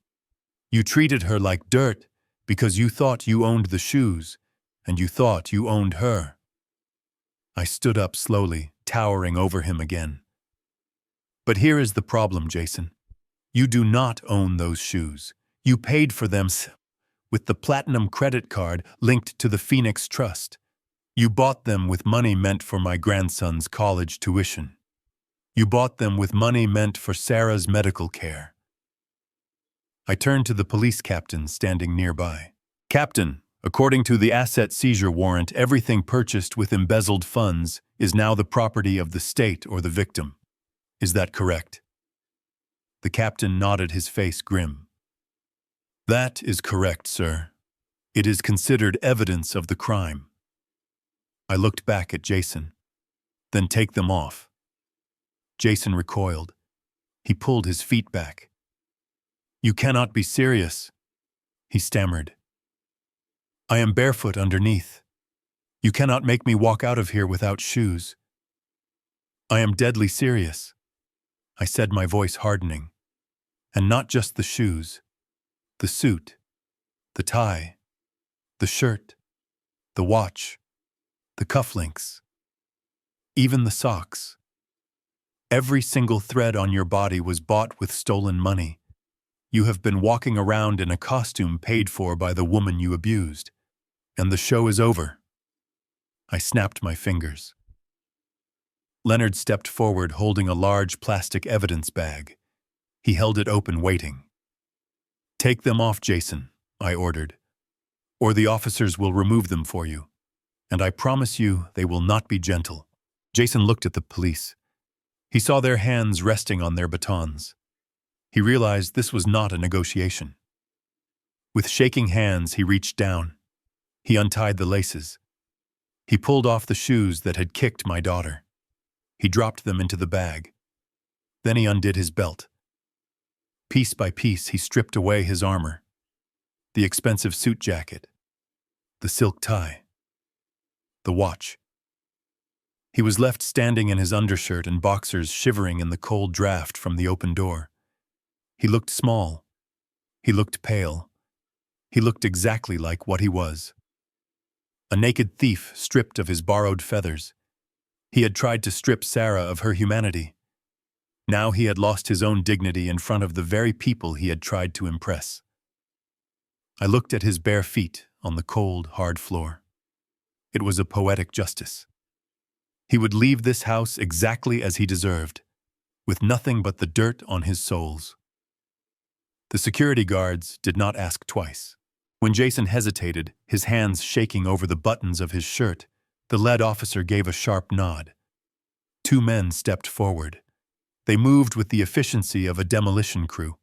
One of them grabbed Jason's arm, twisting it behind his back just enough to immobilize him. The other reached for the expensive silk vest. He did not unbutton it carefully. He pulled. The fabric tore with a loud ripping sound that echoed in the silent ballroom. Gold buttons popped off and skittered across the marble floor like hail. Jason yelped in protest, but the sound died in his throat. He was powerless. The guard stripped the vest from his shoulders and tossed it into the open evidence bag. Next was the shirt. Jason tried to cling to it, tried to keep some shred of modesty, but his grip was weak. The guard peeled the white linen from his body, revealing the pale, sweating skin underneath. He was left standing in a thin undershirt, shivering as the cold air from the open door washed over him. Then came the watch, the heavy platinum timepiece that he loved to flash during meetings. The guard unclasped it without ceremony. He held it up to the light for a second, checking the serial number against the warrant, then dropped it into the bag. Clack! It landed on top of the ruined vest. Jason's wrist looked naked and pale without it. He rubbed the skin where the metal had been, as if he had lost a limb. Finally, the guards pointed down. The shoes. Jason looked at his feet. He looked at the polished Italian leather that he had valued more than his wife's dignity. He bent down slowly, his knees knocking together. He untied the laces, his fingers fumbling and clumsy. He pulled them off one by one. The guards snatched them from his hands before he could even stand back up. Then they pointed to his socks. Jason let out a sob. He peeled off the silk socks, exposing his bare feet to the unforgiving cold of the floor. He stood up. The transformation was complete. The arrogant master of the house, the genius investor, the cruel husband was gone. In his place stood a shivering man in his underwear and an undershirt, barefoot on the cold stone. The contrast was brutal. Around him, the ballroom glittered with crystal chandeliers and white orchids. The guests were dressed in tuxedos and evening gowns. And in the center of it all, Jason looked like a beggar who had broken into a palace. He tried to cover himself with his arms, crossing them over his chest. He looked around the room, searching for a friendly face. He looked at the investors he had charmed. They looked away, unable to bear the second-hand embarrassment. He looked at Amanda, but she was already gone. He looked at Arthur Morgan, who was watching with a look of cold satisfaction. The humiliation was absolute. He could feel the eyes of every person in the room burning into him. He could feel the judgment. For years, he had stripped Sarah of her confidence, her voice, and her sanity. He had made her feel small and naked in front of the world. Now the universe was balancing the scales. He was feeling every ounce of that shame. The cold floor seeped into his bones, making his teeth chatter, but it was the exposure that froze his heart. He was not just naked physically. His soul was laid bare, and everyone could see that it was rotten to the core. I watched him shiver, and for the first time in years, I did not feel anger. I felt pity. Not for him, but for the man he could have been if he had just had a heart. The metallic click of the handcuffs locking into place echoed through the ballroom like the final note of a tragedy. It was a sharp and unforgiving sound. The police captain stepped forward and placed his hand on Jason's bare shoulder. He began to recite the words that every criminal dreads hearing. "You have the right to remain silent. Anything you say can and will be used against you in a court of law." Jason did not look at the officer. He stared blankly ahead, his body sagging as if his spine had been removed. The cold reality of prison was finally setting in. At the main entrance, there was a commotion. 2 officers marched in, dragging a woman between them. It was Amanda. She had tried to slip out the side door during the chaos, but the perimeter was secure. She was no longer the confident mistress who had laughed at Sarah's pain. Her hair was wild and wet from the rain. Her makeup was smeared across her face in dark streaks. Her hands were cuffed behind her back. She was sobbing hysterically, begging the officers to let her go, screaming that she was just an employee, that she knew nothing. They ignored her pleas and marched her to the center of the room, forcing her to stand next to Jason. The 2 of them stood there, the architect of the crime and his willing accomplice, bound together in disgrace. Jason looked up. He realized that the law could not save him. His lawyers could not save him. There was only one person in the room who had the power to stop this. He turned his head slowly toward the wall where Sarah stood. He shuffled his knees across the cold floor, ignoring the pain. He moved toward her like a pilgrim seeking salvation. "Sarah," he croaked, his voice broken and wet with tears. "Sarah, baby, please. Look at me. It is Jason. It is your husband. You cannot let them take me away." He reached out his cuffed hands, trying to touch the hem of her frayed maid uniform. "Think of our daughter Sarah. She needs her father. Do not let her grow up knowing her dad is in prison. We can fix this. I can explain everything. I was just stressed. I made mistakes, but I love you. Please just tell them to stop. Tell them it was a misunderstanding." Sarah looked down at him.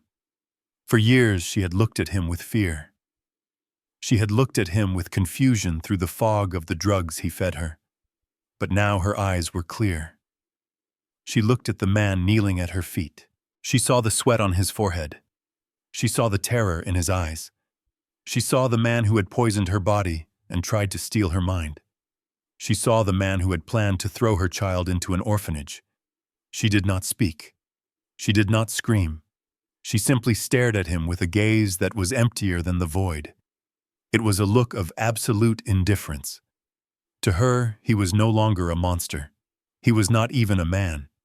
He was just a thing, a bad memory that was fading fast.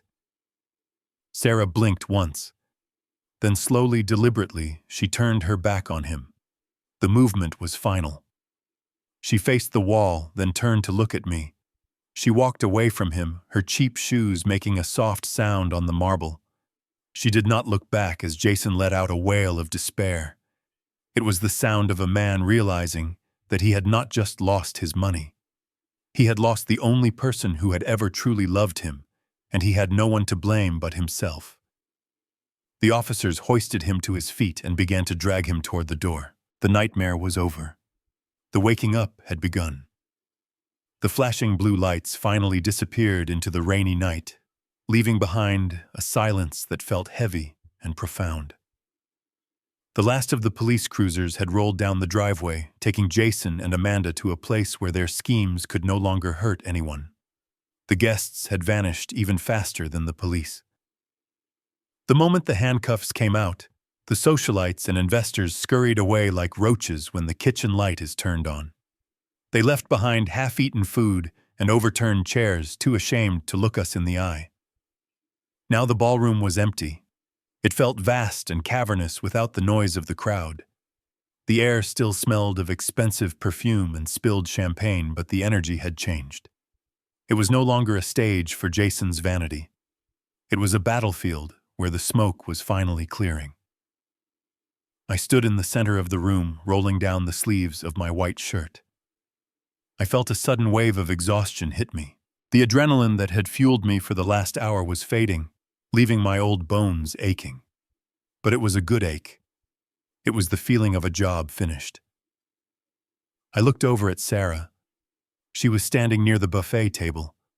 She had not moved. She was looking at the empty doorway where her husband had been dragged out. She looked fragile in that ridiculous maid uniform, but she was standing straight. Her shoulders were not hunched in fear anymore. Then I heard the rhythmic tap of a cane on the marble floor. I turned to see Arthur Morgan. He was the only guest who had stayed. He stood by the entrance, his tuxedo still stained with wine, his silver hair reflecting the light of the chandelier. He did not look like a man who had been ruined by a clumsy servant. He looked like a king who had just watched a joust. He walked over to me slowly. He stopped and extended his hand. It was a firm grip, dry and warm. "You still have the fire, William," Arthur said softly. "I was wondering when you were going to burn the house down. It was a privilege to watch." I nodded. "Thank you, Arthur, and thank you for playing your part. I am sorry about the suit." Arthur waved his hand, dismissing the apology. "It is just fabric, William. It can be replaced. Dignity is much harder to mend." He turned his attention to Sarah. He walked over to her. Sarah flinched slightly, a reflex from years of abuse, but she held her ground. Arthur did not look at her frayed apron. He did not look at her messy hair. He looked her directly in the eyes with absolute respect. He took her hand in his. He did not shake it. He bowed over it, pressing his lips to her knuckles in a gesture of old-world chivalry. "Mrs. Black," Arthur said, his voice gentle and deep. "Or should I say, Ms. Harrington? I want to offer you my deepest apologies. I watched you suffer tonight, and I did not intervene soon enough. I am sorry that you had to endure such cruelty in your own home. You possess a strength that I can only admire." Sarah looked at him. Her lip trembled. For the first time all night, the dam broke. Tears welled up in her eyes. Not tears of fear, but tears of relief. Tears of being seen as a human being again. "Thank you," she whispered. Her voice was raspy, but it was hers. Arthur smiled a sad, kind smile. He squeezed her hand one last time. "Rest now, my dear. The wolves are gone." He nodded to me once more, then turned and walked out into the night, his cane tapping a steady rhythm on the stones. We were finally alone. The silence was not empty anymore. It was peaceful. The smell in the kitchen was not of imported truffles or vintage wine. It was the scent of roast chicken and rosemary, mixed with the warmth of baking bread. It was a simple smell, but to me, it was the finest perfume in the world. We were not sitting at the 60-foot mahogany table in the banquet hall. We were crowded around the small round table in the breakfast nook. There were no servants standing in the shadows. There were no investors judging our clothes. There was just us. Sarah sat to my right. She was wearing a soft blue sweater and jeans. Her face was scrubbed clean of makeup, and she looked 10 years younger than the ghost who had haunted this house 3 months ago. She was laughing as she wiped a smudge of tomato sauce from my granddaughter's cheek. The little girl giggled and tried to grab the napkin. Her laughter was a sound that filled the cracks in the walls that Jason's shouting had created. I took a bite of my dinner. It was perfectly cooked. But the food was secondary. I was feasting on the sight of them. I watched the way the evening light caught Sarah's hair. I watched the way her hands moved steady and strong, no longer trembling with the side effects of poison. She was whole again. She was the mother she was meant to be before a predator tried to turn her into a victim. I took a sip of water and let my mind wander for a moment. I thought about the man sitting in a cold cell miles away. Jason had spent his entire life chasing the wrong things. He thought power was a corner office and a platinum credit card. He thought respect was something you could buy or force people to give you. He looked at a house and saw real estate value. I looked at a house and saw a home. He never understood the economics of the soul. He did not know that the most expensive thing in the world is trust, and once you spend it, you can never earn it back. He had gambled everything on a lie. He traded his wife, his child, and his freedom for a few years of pretending to be a king, and now he was a pauper in every sense of the word. He was poor in spirit, poor in friends, and poor in love. I looked at my granddaughter. She was telling a story about a butterfly she saw in the garden, her eyes wide with wonder. She did not know that her father was a criminal. She did not know that her grandfather was a tycoon. She just knew that she was safe and that she was loved. That was enough. That was everything. I glanced down at the small leather folder sitting on the counter next to me. It contained the final legal decree stripping Jason of his last parental rights and sealing the transfer of the estate. It was the last piece of paper in a long and ugly war. I did not need to read it again. The war was over. The dragon had been slain, and the village was safe. I reached out and closed the folder. The soft thud of the leather cover sounded like a final period at the end of a long sentence. I pushed it aside. I would not think about lawyers or prisons or betrayal anymore. Not tonight. Tonight belonged to the living. Sarah looked up and caught my eye. She smiled. It was a smile of pure gratitude, a silent acknowledgement of the storm we had weathered together. "Is everything okay, Dad?" she asked. I looked at her. I looked at the child. I felt a peace settle over me, deep and abiding. "Everything is perfect, Sarah," I said. I smiled a genuine smile that reached my eyes. I picked up my fork. The file was closed. The past was buried. I turned my attention back to the only thing that mattered: my family. This story reminds us that true power is never found in arrogance or the money we steal. Jason thought he could build a kingdom on lies, mistaking kindness for weakness and silence for stupidity. He forgot that the most dangerous wolf is often the one waiting patiently in the shadows. In the end, greed stripped him of everything, while love and integrity restored a broken family. It proves that no matter how dark the night gets, the truth will always shine through. Real wealth is not about the shoes on your feet, but the people by your side. What did you think of William's revenge? Let us know in the comments and follow for more stories.